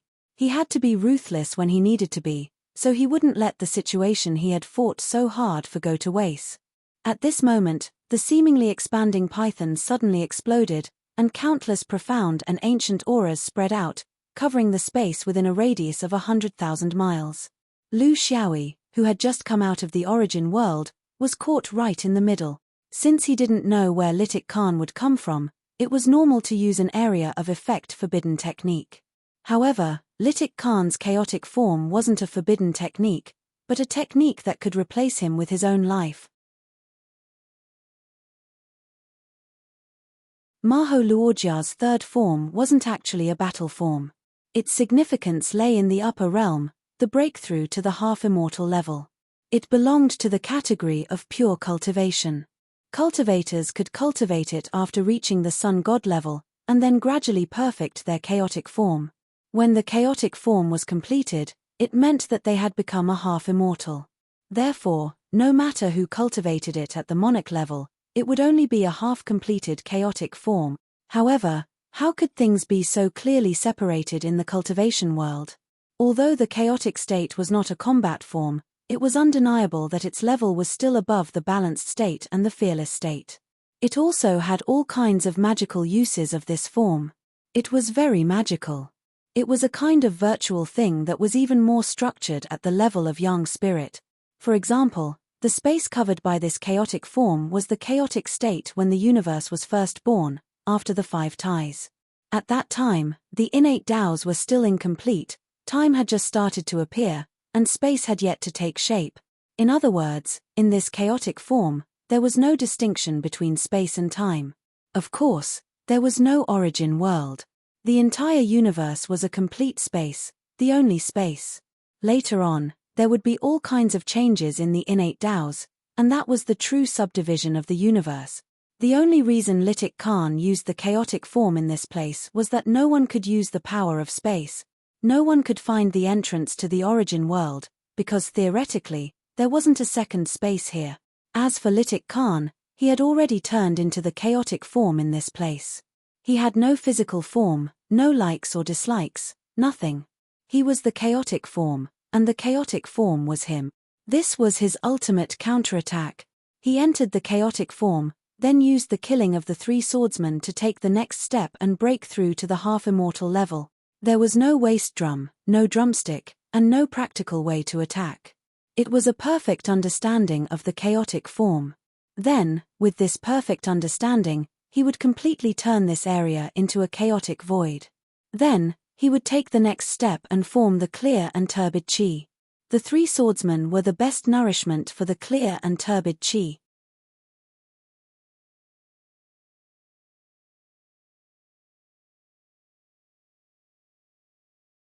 Chapter 1654. P.S. On the Chidian app, there's a link to the 2020 Best Author of the Year. Well, Old Fallen is definitely not the winner, but if he's at the end, he'll look worse. There are only a few votes, but it's better than nothing. It doesn't cost any money, just a few seconds of your time. Thank you for your support. The event lasts for a week. If you poke it for a week, you shouldn't be tired. Please. The 2 cripples were among them. Because they were too engrossed in watching, and because they didn't really care about their current state, they forgot to maintain a safe distance. So when Ritachen's chaos form appeared, the 2 of them were like meat buns hitting a dog. Ritachen didn't have a good impression of the 2.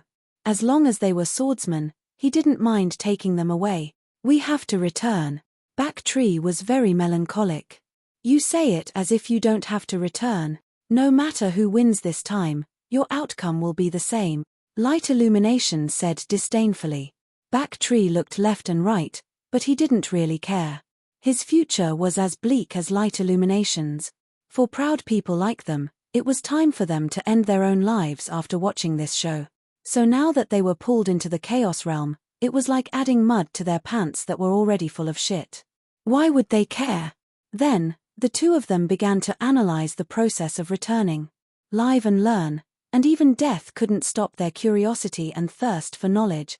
When the chaos is formed and the universe is first separated, the clear air rises and the turbid air falls. Thus, there is heaven and earth. I wonder if you and I will have clear or turbid air when the time comes. Backtree wasn't a talkative person, but at the end of his life, he spoke more, as if to make up for some regret. Light Illumination said, this person is trying to break through, so he will turn everything in this void into chaos. Including you and me, and also junior brother Little Yi. We can't see him, but we can feel him because he is the chaos that is everywhere. This is a true confrontation of the Tao realm. The understanding of the Tao realm in Hung River orthodoxy isn't much in the main world. If we were Dharma cultivators, he wouldn't do this. But we are swordsmen. Backtree laughed. Yes. I've never heard of any swordsman in the cultivation world who can cultivate the 5 ties. Even chaos is rare. Therefore, he had nothing to fear. He has grasped the sword vein's weakness. Brilliant Light was not convinced. Even if you don't understand, you can still struggle. Could it be that he was going to surrender just like that? Let's not talk about stopping him. Even if he spends a bit more effort to buy us some time, that would be good enough. Chu Cheng was speechless. Why are you struggling? Don't talk about the 5 ties. I think you don't know anything about Han Dun either. Other than the ability to kill, what else do you know?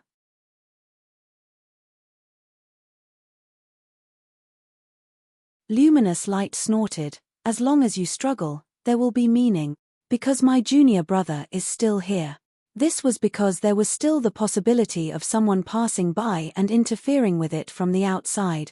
Because there might be an outbreak of celestial phenomena. Because of the possibility of void beasts breaking in.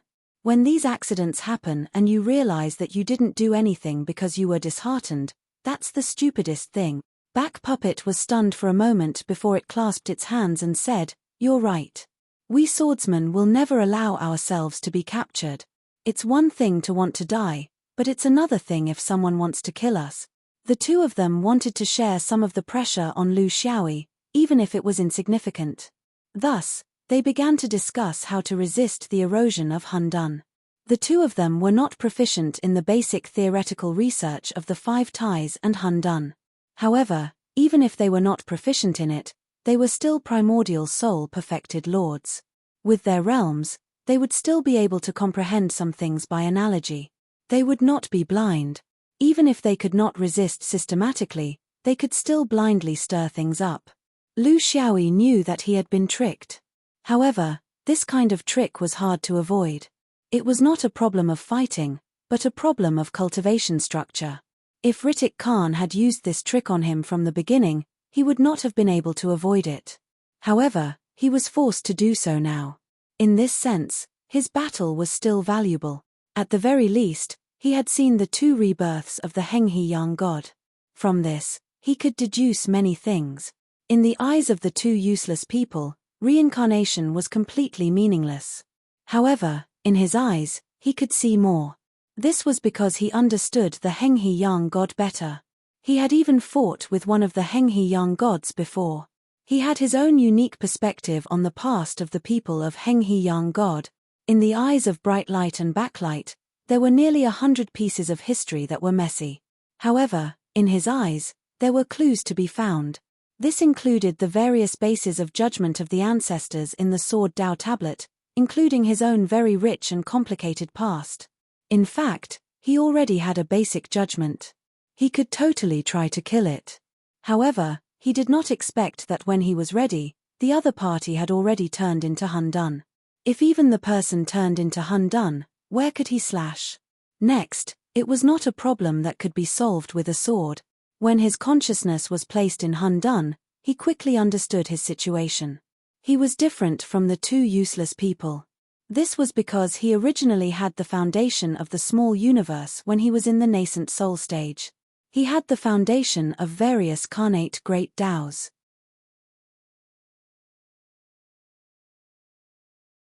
For hundreds of years, he had been deeply immersed in the theory of the 5 ties and Han Dun. He was deeply immersed in this aspect. In addition, he had the countless genius ideas of the cultivators of the big fruit plate. He could also be considered a master in this aspect. However, he could not verify how great he was through the fragment. Perhaps, it was just bad luck that he had not encountered it. Or was it that he had encountered it but could not sense it? This place had become his new battlefield. He was full of confidence in this. Han Dun was also known as Han Dun. It referred to the misty state where qi, form, and substance were one without separation before the universe was formed. It was a stage in the concept of time and space in the cultivation world. It was after the 4th Taisu of the carnate 5 ties. Tai Yi Tai Chu Tai Shi Tai Su Han Dun Tai Chi Heaven and Earth All Things. From the silent Tai Yi to Tai Shi, it was a process from formless to corporeal. Tai Chu was the beginning of qi. It was only at the stage of Tai Shi that it became visible. Change of form and have substance. This is the essence of Taisu. Qi, form, and substance were one without separation. This was Hundun. Hundun was a unified state that had not been separated. It was also known as One, which was also Tai Chi from Tai Chi. One was divided into two. The clear and light one was the heaven above, and the turbid one was the earth below. Then, the heaven and earth gave birth to man and all things. Litik Khan wanted to achieve his goal of reaching the upper realm in this chaotic space and also wanted to destroy them. In fact, what he wanted to rely on was this process of separating the clear and the turbid. If he succeeded, the three unlucky fellows would become the clear and turbid Qi and return to their respective positions. They would also become the stepping stones of the Henghe half-immortal. If he failed, Lu Xiaoyi could not see clearly for the time being. Would it be that he did not need to kill the 3 lives Henghe young god and it would automatically perish? Or would he need to intervene? These things could only follow his feelings. There were no precedents to refer to. The first thing he had to face now was the omnipresent chaos in the surrounding space that was squeezing him, assimilating him, and melting him. Because he was the only impurity in this chaos. At this time, he still did not know that the 2 cripples had also been involved. In fact, even if he knew, it would be meaningless. He could not even protect himself, and it was impossible for him to help others first. In this kind of contest of life and death, he had walked out. In fact, everyone had walked out.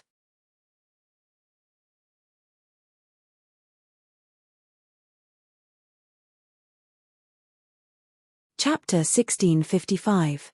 There were 2 ways to break Litik Khan's Tao realm kill. The first was to go against the flow. For example, the chaos he was in was dissolving everything within and then developing in the direction of clear and turbid Qi. Then, all he needed to do was to push back the chaos and push the state of this place towards essence. Once the state of this place was no longer chaos but Tai Su, it meant that Maho Roha's final form had failed, and Litik Khan's cultivation had failed.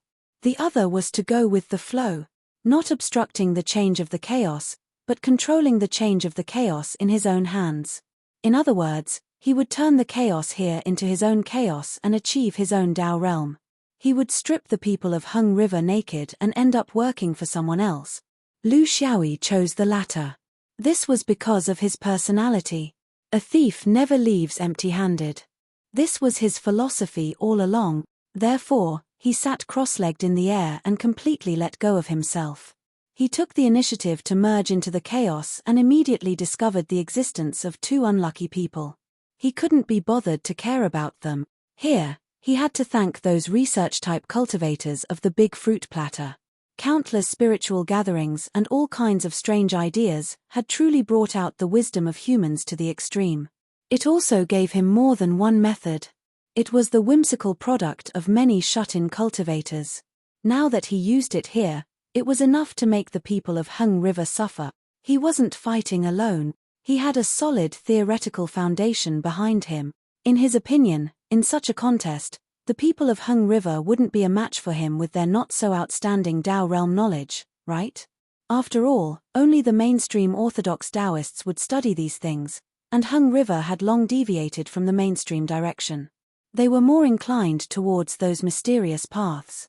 But when he really immersed himself in it, he realized that something was wrong. This wasn't the true Tao realm of chaos. It was the fusion of Hung River's Tao realm and the Tao realm of chaos. It was the mutated Tao of chaos. Moreover, he wasn't sure if the clear and turbid Qi would really form heaven and earth after separating. Maybe it would form Lin Jiaxiang and Saint's Cave. When he thought of this, he couldn't help but feel a chill. He couldn't lose this battle. Otherwise, he would be letting down his ancestors. Facing Li Taikhan's invasion of the chaos, Ji Hao had the upper hand. But, facing Maho Roha's divine power, Ji Hao unsurprisingly fell into a disadvantage. First of all, Ji Hao didn't know much about this divine power, and second of all, the divine power of Hung River system was especially great. With his true power as a dark spirit, it was way too difficult for Ji Hao to completely overturn this divine power.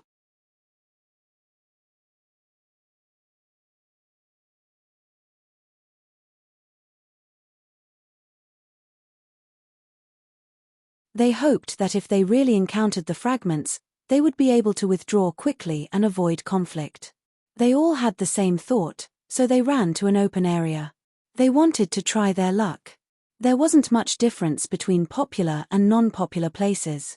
They had been out for half a month, so it wasn't strange that they hadn't seen anything. He had a good mentality. He held on to the idea that there was nothing to be gained. This kind of mentality was most suitable for cultivation. For orthodox Taoists like them, they had a good grasp of propriety. Just as he was wandering around leisurely, a faint light appeared in front of him. Burned Firewood's heart skipped a beat.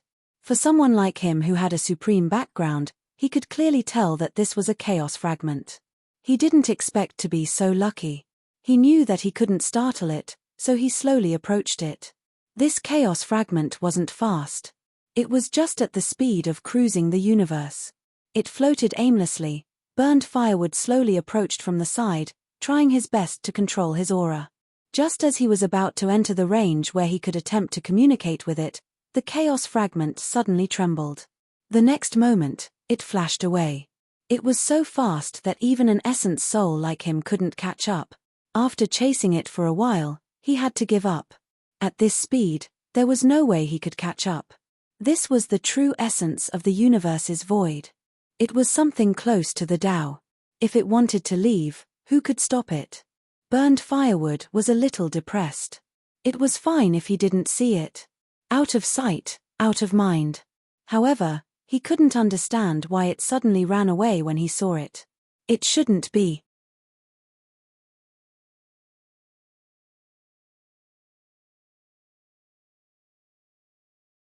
Chapter 1656.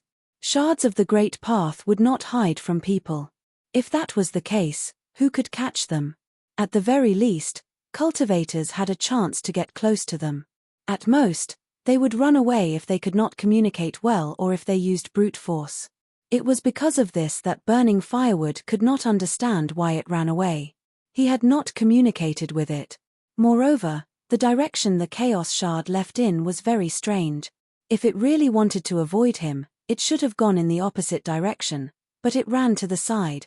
He took out the star map and compared it to the direction the shard escaped in, but he did not find anything special. In this direction, there were many large and small celestial phenomena, each with their own characteristics, including the no man's land. Did I scare it? Or is there something attracting it? Burning Firewood shook his head and was too lazy to think about it. If it was not his, it was useless to force it. He Chen was fighting with someone. It was not just one person, but a chaotic battle between several people. It involved several realms of the anchor chain. He was here to help because he did not know much about the 5 Grand Masters and Chaos. However, he did not know much about them, but some of his senior brothers were good at this, so he came to help. A Taisu shard was seen by several groups of people. Needless to say, it was a battle of fists and feet. This was the eternal melody of the cultivation world. He Chen did not even see the real thing. Because he did not know Taisu, he naturally could not see that this little thing was just a fighter. It was for a strange shard. As they fought, several groups of people suddenly flew in the same direction. He Chen did not know what was going on and was still entangled with the opponents in front of him. The perfected Lord Naoruo was so angry that he scolded, "You idiot! The thing is running away, and you still want to fight." He Chen was a little confused. Running away? Then why didn't you chase it? Perfected Lord Naoruo said fiercely, "You guys can't do anything right. It was such a good treasure, yet they had to fight for it. Now, it was all for naught. Chase? How? The Great Path ran away. Can you catch it? Do you think you are chasing a wife?" The group of people looked at the shard and sighed. No one chased it because they had experience in this matter. Every time a shard of the Great Path fell, as long as they were startled and ran, they would not stop for several years. With the shard's terrifying speed, where could they find it? Giving up was the wisest choice. Several groups of people grumbled, but there was nothing they could do. After all, the space belonged to everyone, and not just anyone's private plot of land. Why couldn't others have access to it? He could only blame himself for being unlucky.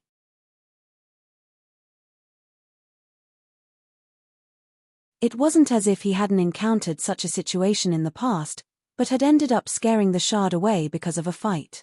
Since he had already made a move, how could he control his strength? Those who could see the shards were still fine. They were very careful when they made their moves, afraid that they would startle the shards. However, among the cultivators who were fighting in groups, there were a few who couldn't see the shards at all. It was very likely that they would startle the shards when they made their moves. He was already depressed before the river, so why bother? He came out to help, but he still ended up being blamed. If he had known earlier, he would have followed senior brother Lu. With him around, who could snatch it from him? Lu Xiaoyi was still holding on. More than 10 days had passed. Although the two sides were still in a stalemate and there was no clear trend of victory or defeat, he could already feel that he was in a disadvantageous position. Although it was very small, it was a sign of danger. In the long run, the disadvantageous position would become bigger and bigger, until he couldn't struggle anymore. In the end, he would become Lin Jiaxiang. He still didn't want to sacrifice light and back. He didn't even want to think about it. Ever since he lost senior martial brother Guangbei in the Wolf Ridge when he was building his foundation, he understood what a true sword cultivator was. There were some bottom lines that couldn't be crossed. If he crossed them once, it would become logical in the future. He wouldn't be himself anymore, and he wouldn't even be as reckless as that guy in the sword tomb. Maho Luojia's power seemed to be endless. This was the benefit of worshipping a god. One might fall into blind worship and lose one's understanding of the great Tao, but this thing was really useful. It was real and could be used. It wasn't like those Daoist things, which were shrouded in fog and had to be understood by one's self. Daoist things took a lot of effort, so they could reach a higher level. Henghe system was more practical, but its future achievements would be limited. This was the great Tao. Balance was everywhere. His current problem was that the great Tao had balanced everything out. His understanding of the great Tao couldn't be compared with the Henghe people's direct use of power. By now, he had stopped thinking about how to turn the situation around. He started thinking about a life-and-death struggle. Even if I die, I will break 2 of your teeth. He needed to make a good plan. He needed to go through all his cards and figure out how to break more of Henghe people's teeth. It would be best if he could destroy his path to the upper level. When he decided to fight with his own life, he wouldn't hide it from those 2 anymore. The 3 of them would have a greater chance. This was his way of doing things.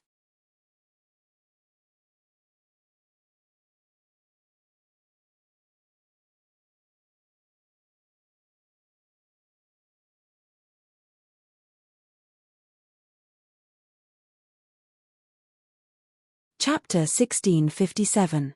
A great Tao fragment had entered. A grand supreme fragment. Lu Xiaoyi easily guessed why it had come here. He had to thank the revered high priest Litik Khan for this. Without his ultimate chaotic form, how could Lu Xiaoyi have such a chance? He had not encountered a fragment for several hundred years. This was a simple principle: wealth came from danger. As he slowly moved toward the fragment, Lu Xiaoyi was not worried that someone would snatch it from him. The people outside could not enter, and the 2 cripples could not see it. Litik Khan did not really need it. Perhaps he would fight with him, but the outcome of such a fight was already decided. Why Grand Supreme? He did not know either. There was no doubt that it would be helpful to his growth in the Tao realm, but it would be even better if it was chaos. He could not be picky. The heavens were not unkind to him, giving him a hand in the face of life and death. He could not ask for too much. He was satisfied. Because he could sense this grand supreme fragment, he knew that his understanding of the 5 grand Taos had already reached a higher level. At the very least, he had obtained the recognition of the great Tao. He had plenty of time, so he decided to use a more conventional method to collect this grand supreme fragment.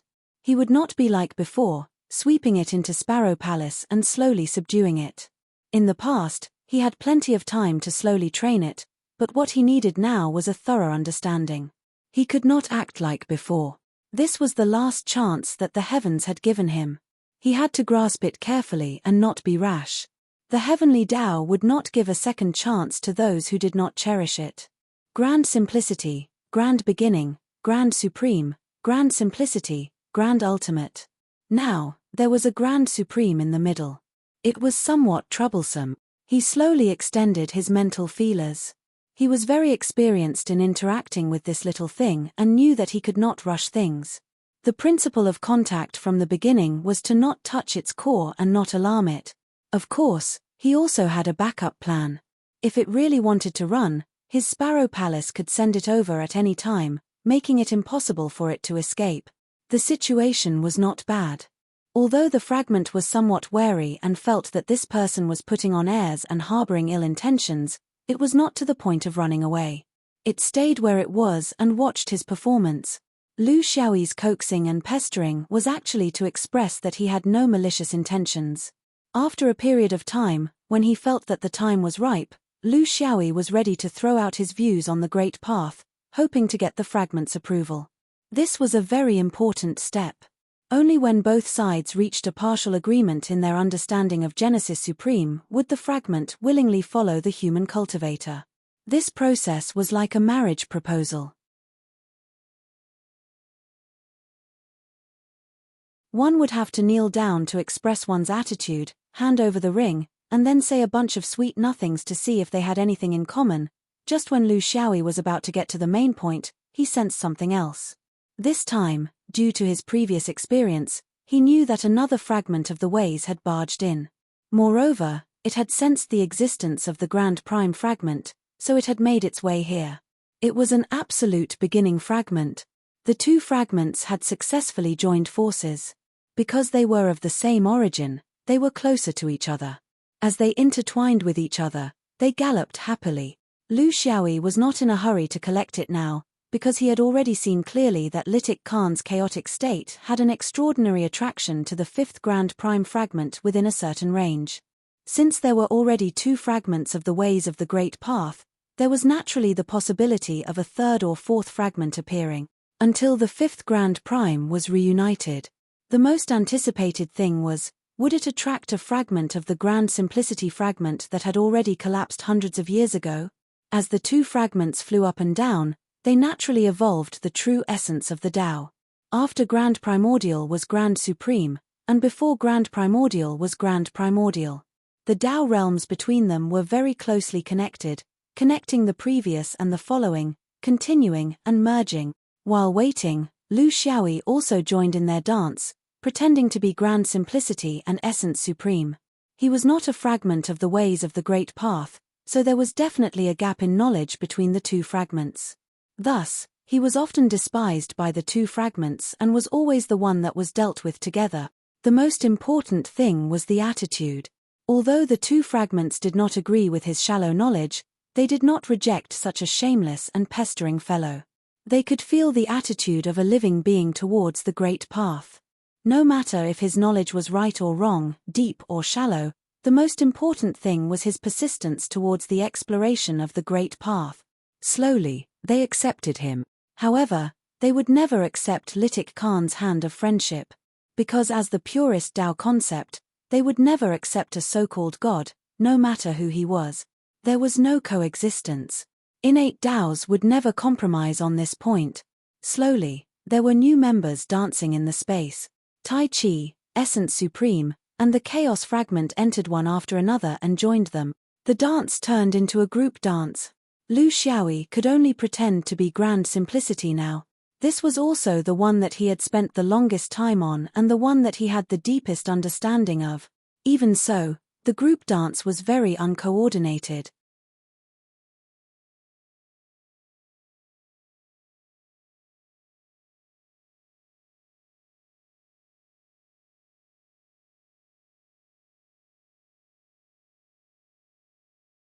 Chapter 1658.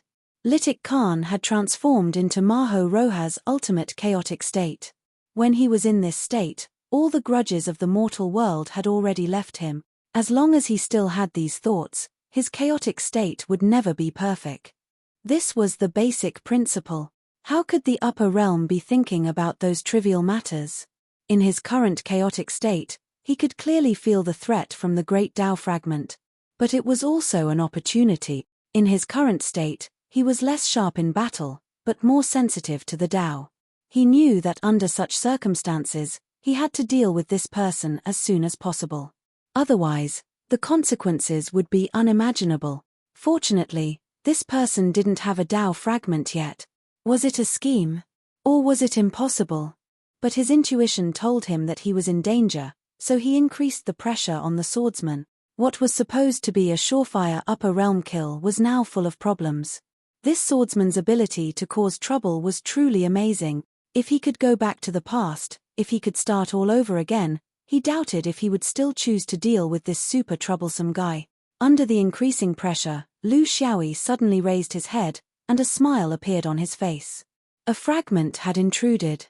Maybe it was a coincidence, or maybe it was the summon of a big family, but this Taiyi fragment that had been drifting alone in the void of the universe for hundreds of years had finally returned. Finally, the whole family was gathered together. The cornerstone of the universe was also gathered. Lu Xiaoyi opened his heart, let go of his Niwen, and merged with the fragment. Litik Khan was a little stunned, because a few more fragments had suddenly appeared in the space. Not only were they the Cosmos 5 manifestations and primal chaos, there seemed to be other Tao fragments as well. Impermanence, void, slaughter. And one of them was actually merit. Where did these things come from? What was even more terrifying was that these fragments kept coming in and out. Sometimes, he could sense 10 fragments dancing outside, and sometimes, he could only sense 3 or 4. Where did the rest go? Sometimes, he couldn't even sense a single fragment. Where did they go? In his chaotic state, was there anywhere that could escape his senses? There was only one place, the Niwen Palace of a human cultivator, the Sea of Consciousness. Trouble. Danger. Big trouble. He had encountered a freak. Lu Xiaoyi felt satisfied as the fragments around him swam around happily, surrounding his little universe. And he was a fragment collector. Let me introduce them. They all have names. This is Little Void. This is Little Gong. You should also have names. Taichu, you can be called Little Rough, and Taisha, you can be called Little Wet. Everyone, take your positions. The time has come. I'm going to show my might. Fragment into Niwen, Universe Galaxy Transformation.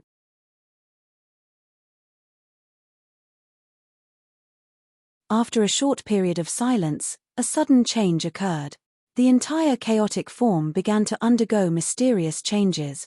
The clear and turbid qi, which had faintly taken shape, began to merge once again. The Tai Chi was no longer there, returning to the primal chaos. This was the reverse of history, but it was a reverse of the past. Under the pure power of the innate Tao, no one could stop it, not even the gods. But this wasn't the end. Following that, the primal chaos body began to melt. The grand essence that was originally transformed into a primal chaos state was now pushed out from the primal chaos state of Raja Mo Throat God to the grand essence state. In Lu Xiaoyi's sea of consciousness, the fragments were giving him pointers. Infinity is Tai Chi. Infinity Void Chi is the essence. Tai Chi Void Chi is the essence. Yin and Yang are separated into heaven and earth. Without the universe's Chi giving birth to form, there is already the universe's Chi. From form to Qi, it is called Yin and Yang. From Qi, it is called Tai Kai Tai Chi Yuan. Qi contains 3 as 1. Establishing the Tao of heaven, the Tao of earth, and the Tao of man, it is called the Tao of 3 talents. The movement of the 6 lines, the Tao of 3 extremes. This was the Tai Chi fragments competing. The chaotic one says that all things are chaotic but not separated. See not, hear not, follow not, thus it is called Yi. Changeable is formless, changeable is 1, 1 changeable is 7, 7 changeable is 9. 9 transformations, in the end, are repeated transformations into 1. First, the beginning of the transformation. The clear and light is heaven, the turbid Qi is earth, and the harmonious Qi is man. Thus, heaven and earth contain essence, and all things are born. This was the primal chaos being long-winded. Taisha, the form is instantaneous. Yin and Yang intersect, mixing into 1, giving birth to form from 1. Although it has form, it does not have substance.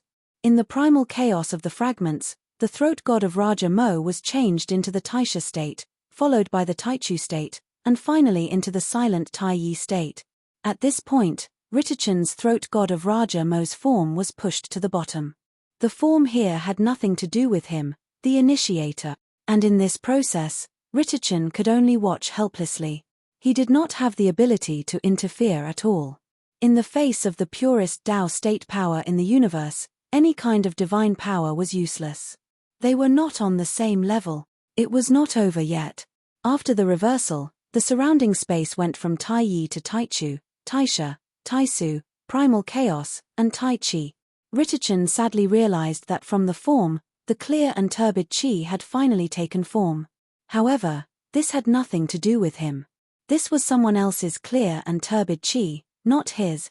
He was actually inexplicably eliminated in the process of his upper realm. It had nothing to do with him. It had become someone else's. The two useless people felt it the moment the throat god of Raja Mo started to reverse. This was intuition. It must be Junior Brother's doing. Oh no, it must be a counterattack. How can we help him? Back shouted. Light illumination was much more clear-headed than him. Help! Do you have the ability? Just don't add more trouble to it. Let nature take its course. This is a good opportunity for us. If you don't know how to make use of it, why are you still cultivating? Why are you still practicing the sword? The two of them no longer resisted. Instead, they tried their best to integrate into the changes. They might not know the reason for doing so, but they did not lack the motivation to do so. Through the changes of the 5 ties, they changed their bodies. Even if it was passive, inexplicable, even if it became worse, how bad could it be compared to now? This was the change that Lu Xiaoyi was manipulating. It would definitely not harm them. This kind of mentality was the basic mentality of a primordial spirit cultivator. If they did not gamble now, when would they? Previously, they were a little desperate because they knew that there was no possibility of their bodies recovering completely. Now, it was different. Who did not have the desire to survive against the heavens? When their forms changed into the Taiyi state, the two of them almost turned into 2 balls of dead silence. However, they persevered through it. Thus, the bitter was over and the sweet was coming. It could not be said to be reborn, but it was an extremely important opportunity for their bodies to recover. Following the changes in their forms, they also became stronger and stronger. Slowly, they turned from useless people to slightly useful people. Then, they gradually began to recover their previous strength. If they could perfectly persevere to the end, it would be a leap to a new level for them.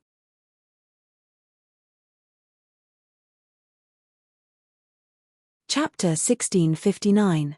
Lu Xiaoyi first removed its roots, then took its shape.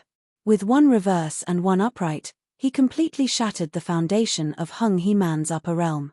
At this moment, he felt that he had reached a very important juncture. Nascent divinity was already within his reach. This was actually his main purpose. As the saying goes, strike while the iron is hot and finish everything in one go. Especially in the world of cultivation, when you feel it, you must not delay, hide, or study it. Then consider whether you have prepared enough. Do you have enough spiritual devices? Is the environment safe? When you have thought it through, you will miss the opportunity and your luck will be gone. What can you do? He had been waiting for these 6 great Taos for more than 500 years, but he never thought that he would get 6 great Taos. The 6 great Taos had arrived, and the great Taos had been delivered to his mouth. What could he do? When the final Tai Chi form was formed, the clear air was above, and the turbid air was below. The entire space had become his world. Only the consciousness of Litik Khan, who was staring at him covetously and enviously, was still hiding in a corner. Litik Khan's current state was one where he could neither ascend nor descend. He could only see the swordsman's big mouth in the middle. He couldn't go back. His Maho Rogia form was composed of 2 parts. The first part was Maho Rogia's divine power, and the other part was the chaos. But now, the chaos was taken away by someone else, turned over and over again, and suffered a great pain from the inside out. Therefore, the chaos was no longer his power.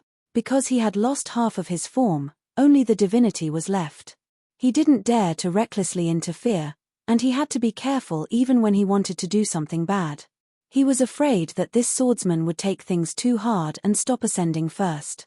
Instead, he would use him as an example. He could only endure, pretend to be docile, pretend to be scared, and wait for the chance to appear in the process of ascending. For a cultivator, destroying one's cultivation path was like killing one's parents. How could he forget? His only answer was to destroy this person's upper realm as well. Otherwise, he wouldn't be able to dispel this person's hatred. Lu Xiaoyi's method of attaining nascent divinity was completely different from the Daoist methods. In fact, after he attained nascent soul, all of his upper realms were different. There were no precedents, no methods. If one didn't understand, one had to rely on words. If one understood, words wouldn't. This was the normal process of ascending, but now, he couldn't even rely on words. The only thing he could rely on was his deeper understanding of the universe. Although he could only do it himself, his goal was clear. Once the goal was set, it would be carried out immediately. He would not waste time killing Li Taikan at this time. Compared with his cultivation, Heng He Yang spirit was nothing. Will's is nascent divinity form is. The divinity's nascence divinity's divinity form divinity. Divinity. Simply put, when a cultivator perfectly combined his divinity with his body, he would reach the nascent divinity realm. From then on, the divinity he cultivated would be divinity yang. Lu Xiaoyi's divinity had been polished for a long time. In the Daoist cognition system, if the divinity wasn't strong enough, it wouldn't be strong enough after fusion. If the divinity was too full and the barrier was hard to break, it was very contradictory. Therefore, timing was very important. It didn't mean that the longer one stayed in the divinity realm, the more confident he would be in ascending to the next realm. There was a limit to this. But he didn't have to think about these problems, because as a small universe, he had to follow the rhythm of the big universe. Therefore, he didn't have to worry about strengthening his divinity. He didn't care about the barrier. Anyway, everything could be decided by the changes of the small universe. If he wanted the divinity to merge with his body, he had to first teach the divinity the foundation of 3 souls and 7 spirits. There were 3 souls in Madame's body. One was fetus light, the qi of Taiqing yang, one was Shuangling, the qi of yin, and one was Yujing, the qi of yin. The first soul, fetus light, belonged to the heavens. It often wanted to be with the living to prolong one's life. It wanted to stay in the human body for a long time and was ready for Tao. The second soul, Shuangling, belonged to the 5 elements. It often wanted to control the human body and the myriad of things. It wanted to control the 100 gods and bring about many disasters. The third soul, Yujing, belonged to the earth. It often wanted people to be lustful and addicted to lust. It was filthy and dark, delaying sleep. Shuangling wanted people to be alive. Life made the heart tired. When the heart tired, it made the 100 gods work. When the 100 gods worked, the qi would disperse. The 3 souls are indeterminate, the refreshing spirit floats, the fetus light takes shape, the serene spirit calls, hence the saying, Tai Wei Shen Palace, Yuhuang Shiqing, refines the 3 souls, the fetus light is peaceful, the divine treasure jade room is born with me, do not act rashly, the examiner is too smart. If you want to fly. After refining the 3 souls, there was still the 7 spirit. The first spirit was named corpse dog. The second spirit was named concealed arrow. The third spirit was named sparrow yin. The fourth spirit was named seizing thief. The fifth spirit was named non-poison. The sixth spirit was named filth removal. The seventh spirit was named smelly lung. Lu Xiaoyi guarded his heart and focused on imparting his soul. All of this had its own little universe. For a yin master of his level, it wasn't something that required much effort. He just had to follow the order and impart his soul. Finally, it was time for the spirits to enter the body. The sun scattered its splendor, the drooping purple and green light entered my soul, illuminating my 5 forms, but the ghost tested my heart. The heavenly light came and went, the 6 embryos were connected, the 3 souls guarded the spirit, the 7 spirits did not die, bearing the sun and crying, together with the sun god. The soul essence, the soul spirit, the 9 heavens were born together, the stone-seen jellyfish, the moon was bright, wandering the moon palace, smelting the golden court, the 2 scenes combined, the auspicious time was clear, the 8-meeting belt, I am willing to succeed. In this process, because of more than 500 years of continuous polishing, the yin master was very tough. Hence, the spiritual opportunity required for imparting the spirits was unusually large. He could only use the purple purity. This kind of energy problem could not be solved easily. He was very rich. All these years, he only had income and no expenditure. But even so, he could not make ends meet. He felt powerless. He was not worried. Because he was in the void, and because of the special characteristics of his little universe, he could capture the purple purity and jade purity in the surrounding space under special circumstances. This was the only ability of his little universe body. He could not abuse it. He could only try it when he was in the most difficult upper realm. The body of his little universe was useless. No, just this was the path of the infinite upper realm. How could there be a second cultivation technique in the world that could compare? Litik Khan saw an opportunity. He was very clear that he, who had lost his body, could no longer perform any forbidden techniques to stop this swordsman. In the form of an incarnation, he had given up the means of a cultivator and entrusted everything to the essence of the great Tao. Therefore, he could not use the vision of a cultivator to destroy this. Without a body, all the skills he had learned were useless. Just like how the swordsman's sword was useless here. Therefore, he could only watch and wait, hoping for an opportunity to use his divine power. Lu Xiaoyi's lack of strength was an opportunity. He wanted to use his little universe body to restrain the spiritual opportunity in the surrounding space. This was not in the category of the great Tao. Therefore, Maho Roha's divine power could stop him. Without the source of spiritual opportunity, let's see what he could use to reach the upper realm. He had to pay the price for strengthening his yin master.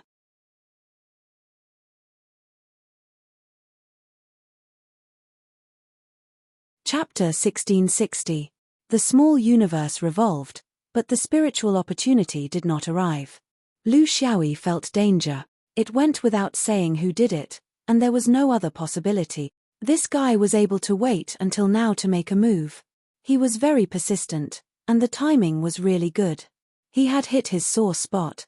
Energy was a hurdle that could never be bypassed in the upper realm.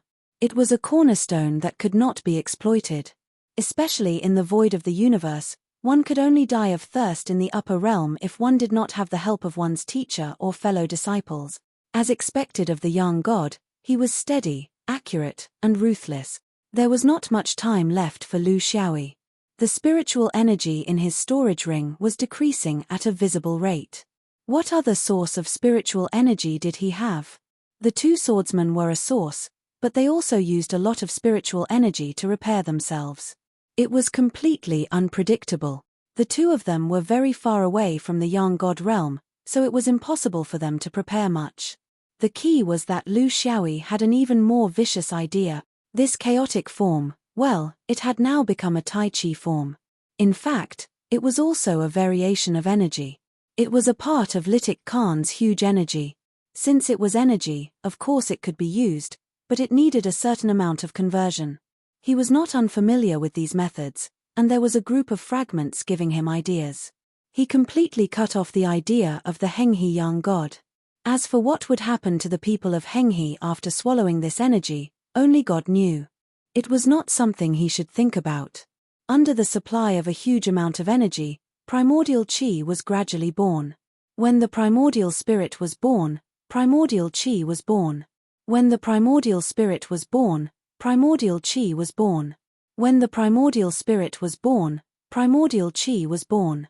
Primordial chi was a new term that could only be obtained after a cultivator reached the primordial spirit realm. However, there were also Taoist sects that regarded it as an upgraded, strengthened, and refined version of supernatural power. Everyone had their own opinions, but in any case, this was a new chapter. Litik Khan's consciousness was silent in the depths of his mind. He was not moved by the loss of his chaotic energy body. It was not that he did not feel pity or heartache, but he knew that this kind of negative emotion was of no use to him now. He had long known that cutting off the cosmic spiritium around him would not have much of an effect, because his massive chaos form was right there, and there was no way his opponent could not see it.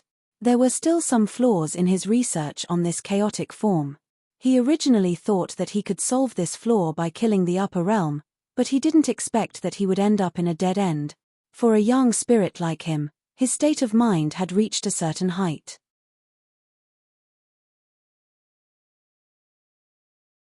He would not regret what had happened in the past. He would only plan for what would happen in the future. The past was the past. There was no point in dwelling on it. His problem was, how was he going to reconstruct his body? Before, if Lu Xiaoyi didn't touch this chaos power, he would be in a difficult situation. He would need to slowly turn this chaos power into his own, then merge with the Moho Roha's divine head and return to his human shape. This process was completely uncontrollable. It was impossible for such a huge sphere of energy to exist without being noticed by others forever.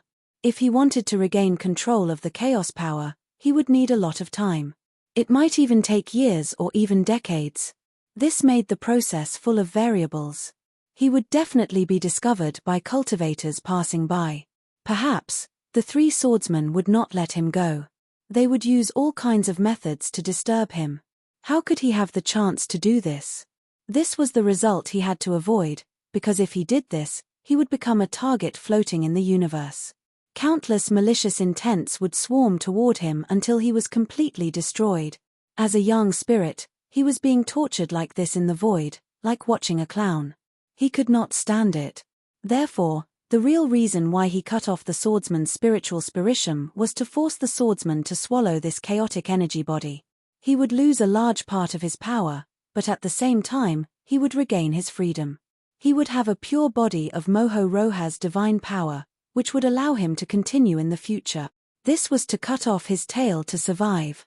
The swordsman's upper realm was unstoppable. After becoming a nascent spirit, he would be even more terrifying. Litik Khan no longer had the confidence to fight. As for the oath, he had already made it the first time he was beheaded. This was another benefit of being reborn as a young spirit. Since he had already been killed once, he naturally had to break the previous contract. This was in accordance with the rules of the cultivation world. He would return in the form of a pure Moho Roha. Because of the purity of his divine power, it would not be too difficult for him to break away. When the swordsman finished absorbing the chaotic energy, there might be a small chance that he would be beheaded by the swordsman again, but it would only be once at most. He had only been beheaded 3 times in total, so how could the swordsman see through his true foundation? In the beginning of the upper realm, a cultivator was not suited for battle. He needed to adapt to all kinds of things, and it was impossible for him to control his new self freely. This was an opportunity. This was Litik Khan's plan. While he was plotting against the swordsman, he was also planning for his own life. The swordsman had too many secrets. Space travel, 10 fragments in the mud ball, these were all first-hand secrets. He wanted to send these back to the Hung River realm, so that the next time they met, the Hung River realm would not hesitate to send their strongest forces to deal with this terrifying opponent. He could not be careless anymore. He could not let the swordsman grow into a young spirit. If he did, would there be a way for others to survive? Lu Xiaoyi mustered all his strength and absorbed the chaotic energy with all his might to nourish his own nascent spirit. This was already the last stage of forming the nascent spirit, the last crucial step.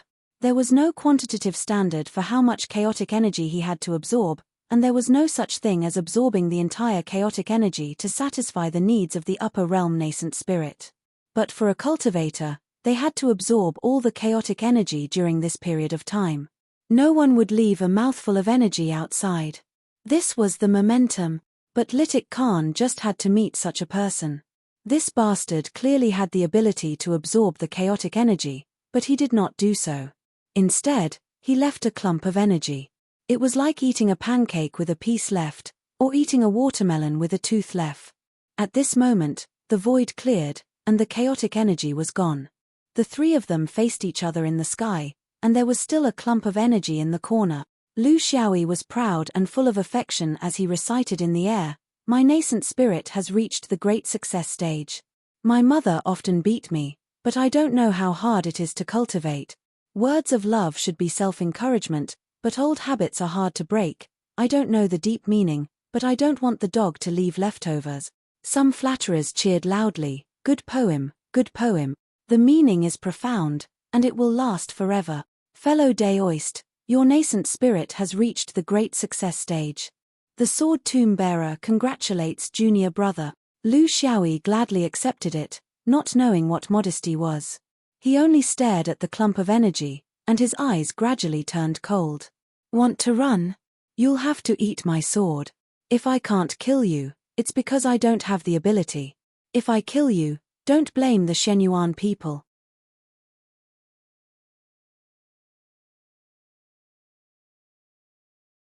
Chapter 1661. As soon as his voice faded, Lu Xiaoyi pursed his lips and sucked in the remaining energy form. To him, this was something that he could do without. Litic Sweat didn't want to waste any more time, and neither did he. How could a swordsman be so slow when killing someone? As soon as the last energy form disappeared, a Maho Roha immortal image with a human body and a snake head appeared out of thin air. At the same time, 3 sword lights flew out. One of them was like a chaotic light, giving Litic Sweat a taste of his own medicine. It was a future with no choice, only a target. One sword strike in the past, nearly 100 times in the past, it was hard to tell the real from the fake. However, the sword light didn't hesitate at all, only slashing at a staggering old bull in one of the past. Its body was covered in dust, but it couldn't hide its white fur and the huge tumor on its back. The 3 sword lights slashed down at the same time, accompanied by a long sigh, and an extremely majestic Dao vanishing phenomenon appeared out of thin air. Light and Piggyback stepped forward together. They were about to congratulate, but they were stopped by someone with a pretentious face. "Slow down. I'm going to recite a poem to congratulate the upper realm." The two were speechless. Piggyback was curious. Didn't junior brother already recite it? "I think it's pretty good." Lu Xiaoyi looked up at the sky. "That's a limerick to piss off that Henghe man. I have to think of a poem that's truly worthy of me, a grand one. This is something that will be written in my biography in the future. I can't be careless." The two waited, but they had to satisfy this person's perverted interests. Who knew that after waiting for a long time, they still couldn't come up with anything. Light yelled, "Enough. Stop putting on an act. With your little ink, you can only write a limerick. What are you pretending for?" Lu Xiaoyi chuckled. Indeed, he couldn't write one. All the good upper realm poems had been written by Crow ancestor, so he couldn't copy them. He looked at Piggyback and sized him up. "There's one more. You've completely recovered. And you seem to have improved a little. Are you still not convinced? I'll give you a chance, while my upper realm is still unstable. This is a rare opportunity." Dai Hui sighed. "I'm convinced. I have cultivated the sword for countless years, and I have never submitted to anyone, including my senior brothers in the sword tomb. However, my sword skills compared to junior brothers is like a firefly compared to the stars. I can't compare at all. I've already told junior brother Guang Yarrow that I'm going to travel with him and then return to Shenyuan. As a guest cultivator, I'll see if I can become Xuanyuan's in-name disciple and learn Xuanyuan's mid-range and long-range attack. Previously, I was rash and almost caused junior apprentice brother Guang Yarrow to return to his position. My heart is really uneasy." Lu Xiaoyi looked at light illumination. "This is senior brother's matter. It's not my place to interfere. Senior martial brother, you can decide for yourself." He understood what his senior brother meant. Deep down, he still wanted to help Shenyuan find a powerful ally.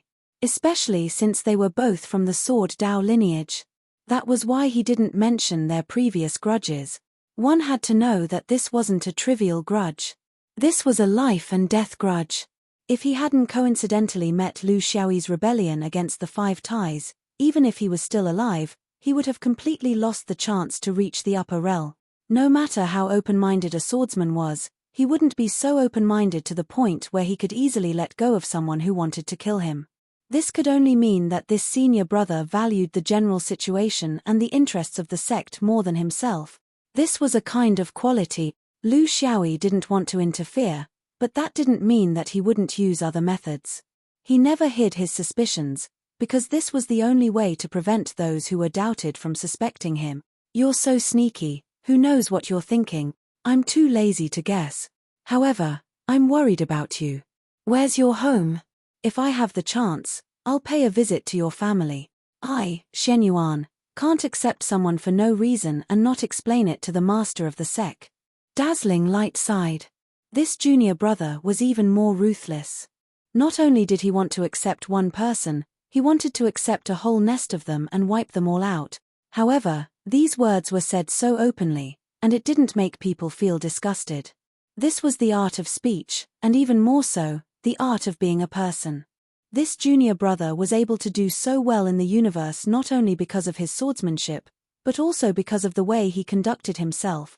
When you use the truth instead of lies to achieve your goal, it is a whole new level of communication. Dazzling Light was ashamed of his inferiority on this point. Other than being a little older, he wasn't fit to call anyone junior brother. There wasn't anything wrong with it. To a demon, other than adapting, what else could you do? Shi Huai raised his head and made a decision. Swordsmen didn't judge people by the length of time. The establishment of trust was often in an instant. This was the feeling that Lu Xiaoyi gave him. He was ruthless, tyrannical, and merciless. He destroyed Dazzling Light, and this guy immediately turned around and destroyed him. He was the epitome of a swordsman who would seek revenge for the smallest grievance. However, his ruthlessness didn't make people feel disgusted. He also didn't have a lofty and arrogant personality.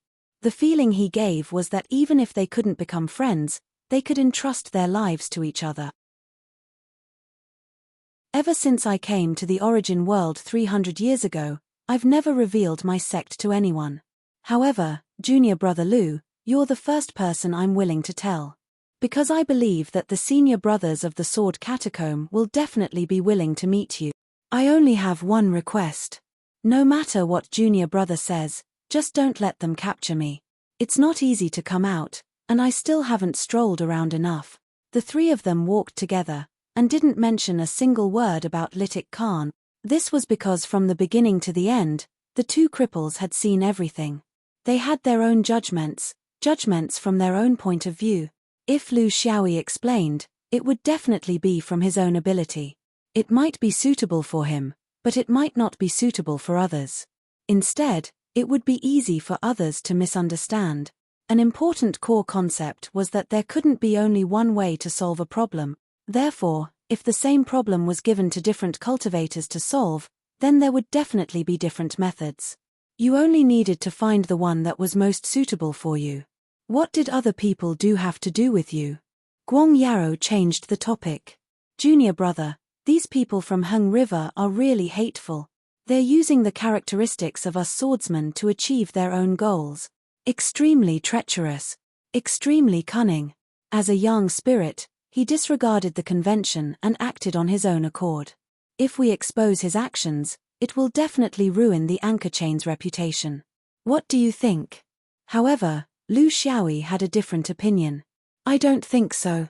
Even if we ruin the reputation of Heng River, it doesn't mean that those domains will definitely side with the fifth ring. This isn't a choice between two, there are many choices. Personally, I think that their performance in the miniature scene already eliminated them. It's just that no one expressed it. There's no need for us to add fuel to the fire and force the anchor chain to make a choice. The main point of a diplomatic mission is to not be overbearing. You can kill people quickly, but it's best to be clumsy with your words. The people of the anchor chain understand that they have their own plans. You don't need to worry about them.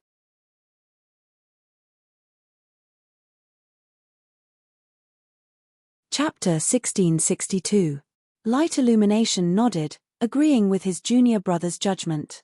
Then, we don't need to deal with the remaining Heng River cultivators. Lu Xiaoyi smiled coldly. They're just some rotten fish and shrimps. Killing them will only alert the people of Heng River. There's no other meaning. What we need is a final decision, not a piece of cake. Light illumination roughly understood what he meant. Going too far was as bad as not going far enough. Under the support of the Battle of Domains, they must not use too much force. If they were too conspicuous, the fifth ring would be besieged by all the external forces. They had to have a sense of propriety and trust in the eyes of the anchor chain. Things should stop at a certain point. The fifth ring had already shown what they should do, so there was no need to force the anchor chain to make a decision. If the anchor chain really made a decision, not only would the hostility of Hung River's light, Fu Chen, and the Buddhists become more obvious, even Zhu Xian and Heaven's Choice, who originally had a good impression of each other, would become distant. This was a very subtle psychology. It would be better to do nothing from now on and live a carefree life. We can build a good relationship with Fu Chen and Heaven's Choice.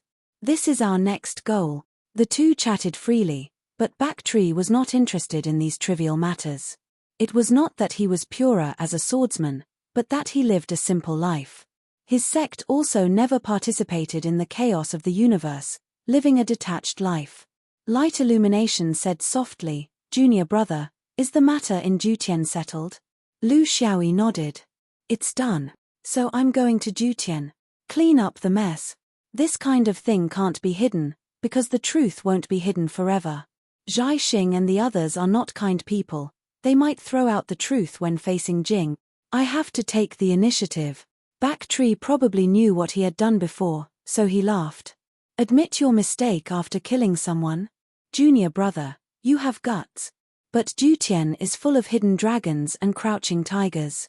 There should be at least 7 or 8 young gods, right? Why don't we go with you? We can cover for you."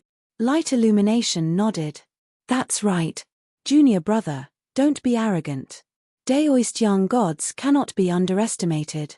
One doesn't matter, but if there are several, who can guarantee that they can escape unscathed?" Lu Xiaoyi shook his head. "We're not going to fight. There was another reason. It's not good for too many people to go. It'll make us look guilty, and it'll be meaningless. Light is different from Fu Chen. They are a potential threat to us. Therefore, we must plant a thorn between them and Jutian. This was not a matter of using force. You don't have to worry about my safety. At worst, I'll just enter the dimensional space. There won't be any danger."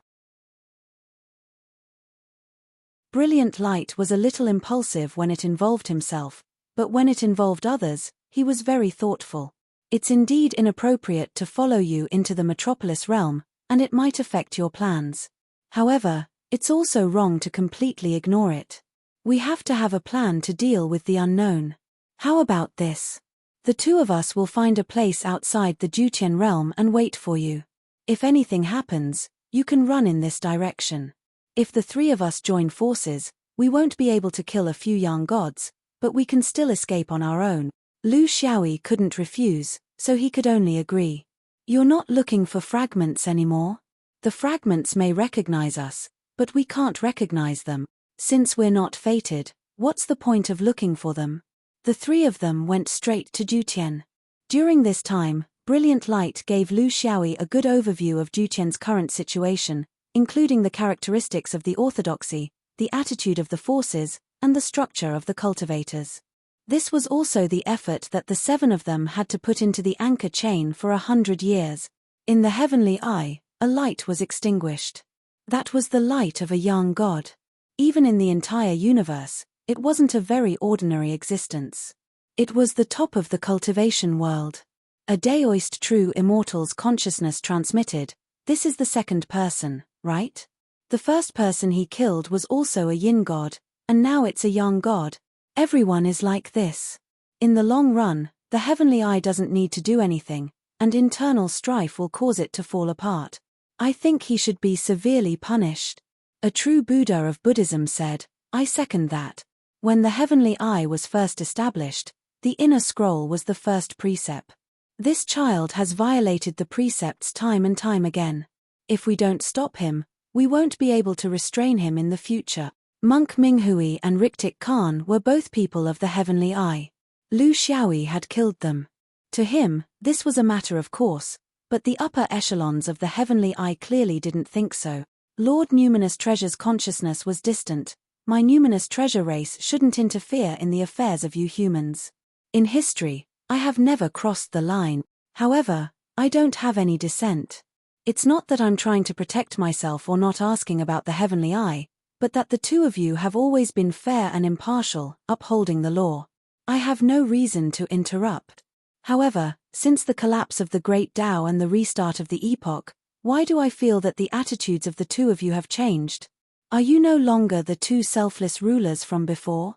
Have you become calculative, not caring about right and wrong, and only looking at appearances?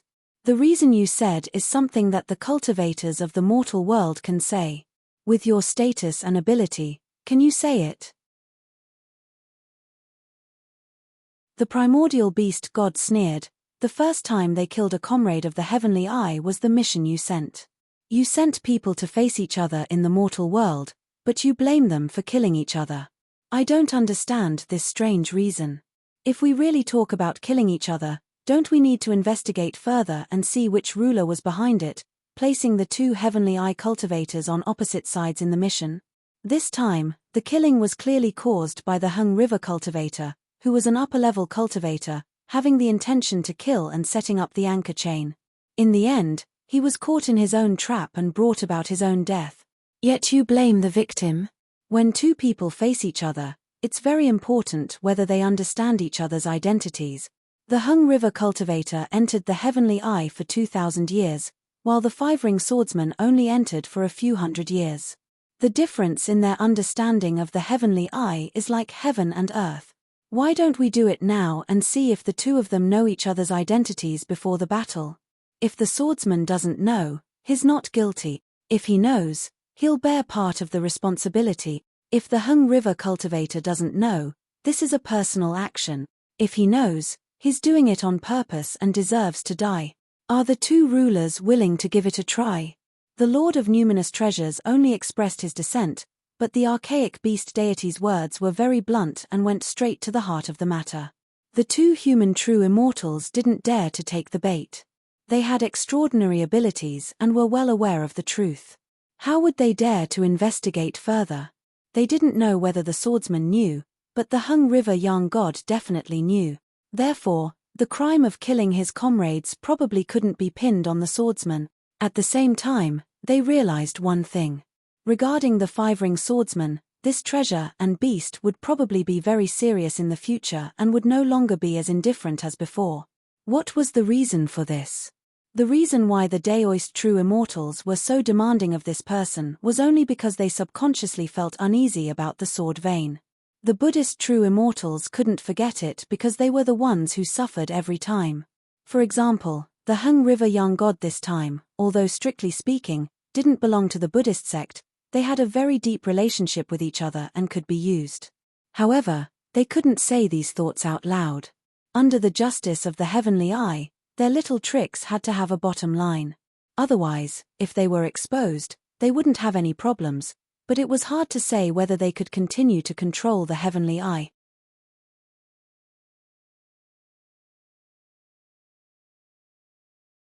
Chapter 1663. Outside the capital realm, the three swordsmen agreed on a meeting location. Then, he entered the realm alone. Why did they have to agree to Takizawa's final request? In fact, at the last moment of Takizawa's life, Takizawa understood very clearly that none of these grand cultivators were short-sighted. They knew what was best for themselves and their sect. For Takizawa himself, there was a chance that he would reincarnate and cultivate again. This chance was much higher than normal cultivators. This was because he had once received the supreme inheritance of the star-plucking sect. Therefore, death did not completely mean the end to him. It could also be the beginning of a new chapter. Based on this philosophy, he made the best choice between the enemy who wanted to kill him and the two sects that he once belonged to. He chose to forget his hatred and serve his second sect, while also leaving the right to take revenge on his first sect. Under this arrangement, he could only choose to bury the hatchet with the murderer, including the powerful background behind the murderer. This was also something he did not want to face even if he reincarnated. Should he deal with the star-plucking sect? Or the star-plucking sect and the fifth ring sect? Any rational person would know which choice to make. This was not because Lu Xiaoyi was handsome, nor was it because he had the aura of a main character. It was because Takizawa's last and best choice. He knew many of the Capital Realm's true secrets, and he was even more clear about the attitude of the Capital Realm's higher-ups in this matter. Therefore, this visit was not as dangerous as imagined. Normal people would not have such courage, but the swordsman definitely did. He was still using the identity of Tian Go, because the real Tian Go had already been sent far away by the star-plucking sect. This identity was not the best choice, but it would be even more inappropriate if he changed to Lu Xiaoyi directly. With his reputation, no matter where he appeared, he would destroy the balance. Unknowingly, he had already become a role model, the type that did not play a good role. In the cultivation world, there were no absolute friends, especially between powers. A truly responsible major force or domain would make all their decisions based on their own interests, and nothing else. This had nothing to do with what kind of friends the Fifth Ring had. There was only one reason why the star-plucking sect chose the Fifth Ring sect. They felt that they could obtain the greatest benefits from it. That was all. Therefore, one could not blindly rely on it. Because you don't know when and for what reason, there will be some inexplicable changes in the relationship between two parties. The most important thing was to expand the contact area of the 5 rings. If the East didn't shine, the West would shine. I'm an Outer Realm cultivator, and I request an audience with you, Lord.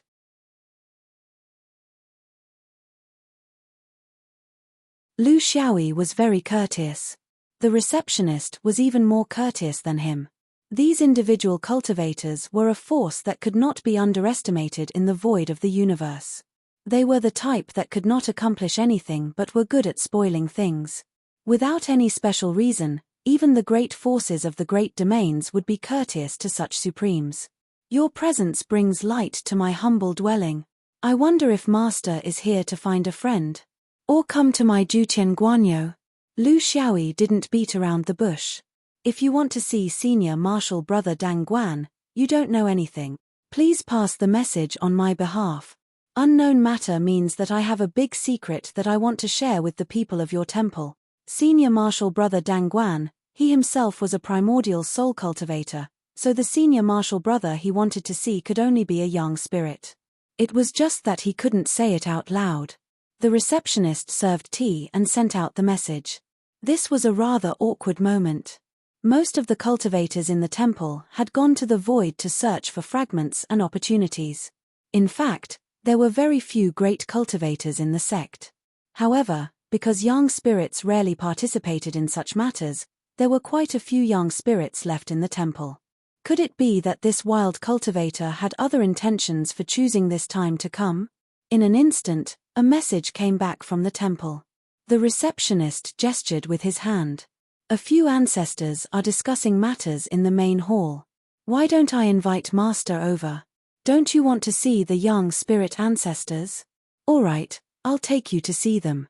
It's just a few ancestors and a few young spirits. Let's see if you have the guts. This was exactly what Lu Xiaoyi wanted, so he followed along, happy and content. In the main hall, there were 4 Jutian young spirits.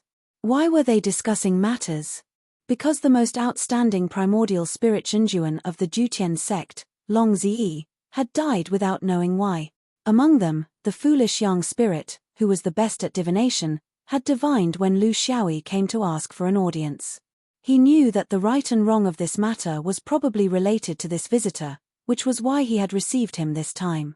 Otherwise, it would be difficult for a wild cultivator's primordial spirit to bear the pomp of 4 Taoist young spirits. As soon as he entered the Jutian hall, the 4 cultivators pressed down like mountains, but they couldn't stop the wild cultivator in front of them from walking calmly. Although his face was covered by a mask, they could still feel that this person's strength was like the deep sea, without a bottom line. This was very abnormal. Because the natural realm pressure of the upper level of young spirit was not something that could be ignored just because one wanted to. It contained a very profound Tao state power, as if they were not pressuring a person, but a part of the universe. This was not something that ordinary wild cultivators could do. They were very sure. Wild cultivators generally showed their strength, but they lacked the temperament that could only be cultivated in the top forces, where they could remain calm even if the stars collapsed in front of them. Hiding one's face is not the way of cultivation. The Jutian sect has been established for tens of thousands of years, but we have never received a person like you who hides his face so openly. Do you have anything to say? Taoist Feng Du, who was the leader, was aggressive from the beginning. Lu Xiaoyi had no intention of taking off his mask. Since he came in wearing it, he would not take it off. Otherwise, he should have come in with his real face. For cultivators like them, to identify a cultivator's identity, appearance was the most important thing. Breath, divine sense, and so on were more important. It's just a fig leaf. If you wear it on your face, at least there's room to maneuver. If you really show it, it'll be inconvenient for you to talk. I'm afraid you'll be suspected of using your power to oppress others. Feng Du's eyes narrowed. Using his power to oppress others? Who could use his power to oppress his Jutian domain? Needless to say, this was another big force from outside. Which one was it? Since you don't want to show your true face, please tell us your purpose. Although we are from a small sect, we can't afford to be the arrival of an expert. I'm afraid I'll make a mistake if I speak too much. If I offend the upper realm, I'm afraid it'll be a disaster for the realm. Lu Xiaoyi smiled slightly. Although there was no great danger in coming in contact with Jutian, the art of speaking was very difficult to master. If he spoke too harshly, he would appear overbearing, but if he spoke too softly, it would make people feel that he had something to ask for. I'm here to return a set of treasures to your sect. Without hesitation, he waved his hand, and 3 cauldrons and a jade floated in the air. It was the set of treasures that Takizawa had taken away. The 4 young gods were slightly moved. They were discussing Takizawa's death, and to a large extent, it was because they had lost this set of treasures. But now that it was suddenly returned, none of the 4 took it, because what they took was not the treasures, but karma. Feng Du pretended to be surprised. Such a treasure, why don't you keep it for yourself? Why return it? Lu Xiaoyi sneered. It can grow wings, why look up to a ladder? Chapter 1664. Feng Du stopped underestimating him and realized that the cultivator in front of him was not to be trifled with. Thus, he lowered his posture and said in an equal tone, "Since fellow Daoist has returned Jutian's treasure, then you must be clear about the person who stole the treasure and killed him, right?" Lu Xiaoyi did not evade. Of course I am clear about it. He killed and stole the treasure and gave it back. He is indeed the same person. The 4 young gods had already expected this. They were still surprised that this person was so frank. What was fearless? This was fearless. The way Taoists did things was to reciprocate politeness. So even if he was a murderer, he came to your mountain gate and took the initiative to admit it. This in itself represented something. What's more, he had returned your sect's treasure. This was not a chance encounter in the void where enmity would be settled when they bumped into each other. This was a visit and an attitude.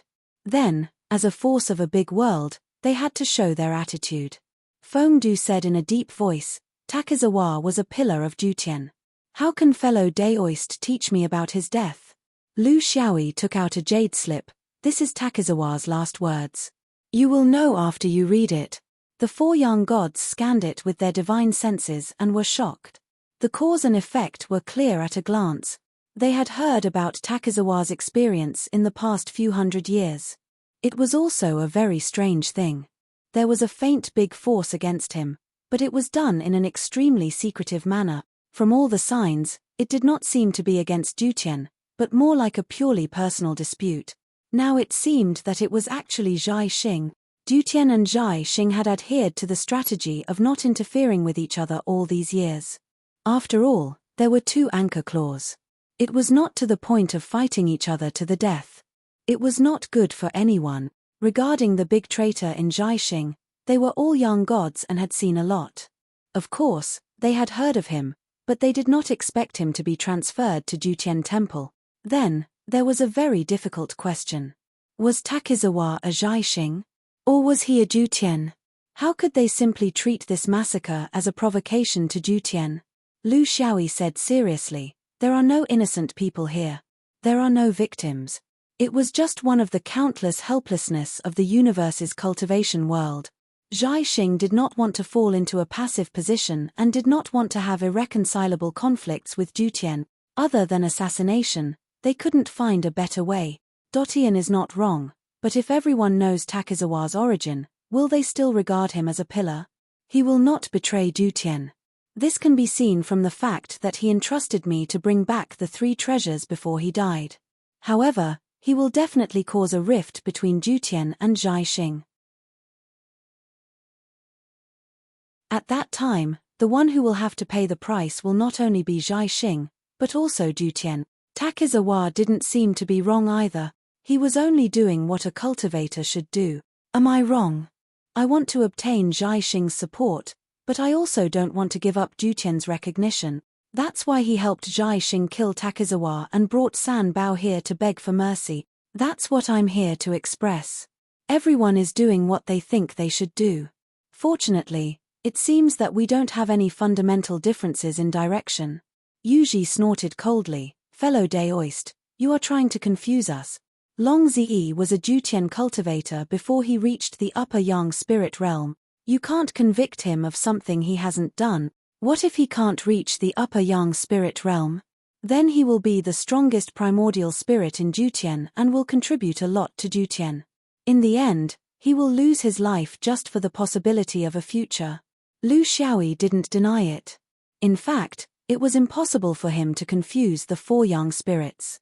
What he really wanted to do was that in the cultivation world, there were always countless sacrifices and countless people who gave up on themselves to achieve power. When the wood had already been turned into a boat, would you choose to be carefree and take revenge? Or would you rationally choose the most beneficial result for Jutian based on reality? Senior is right. I am indeed doing this for my own purpose. There is no doubt about that. Therefore, I will send San Bao back. I hope that the virtuous people of Jutian can make a rational judgment about this. He didn't quibble. His straightforwardness made the 4 yang spirits feel at least comfortable. What they needed to see now was, among the yang spirits in Jutian, were the rational ones the majority? Or were the unrestrained ones the majority?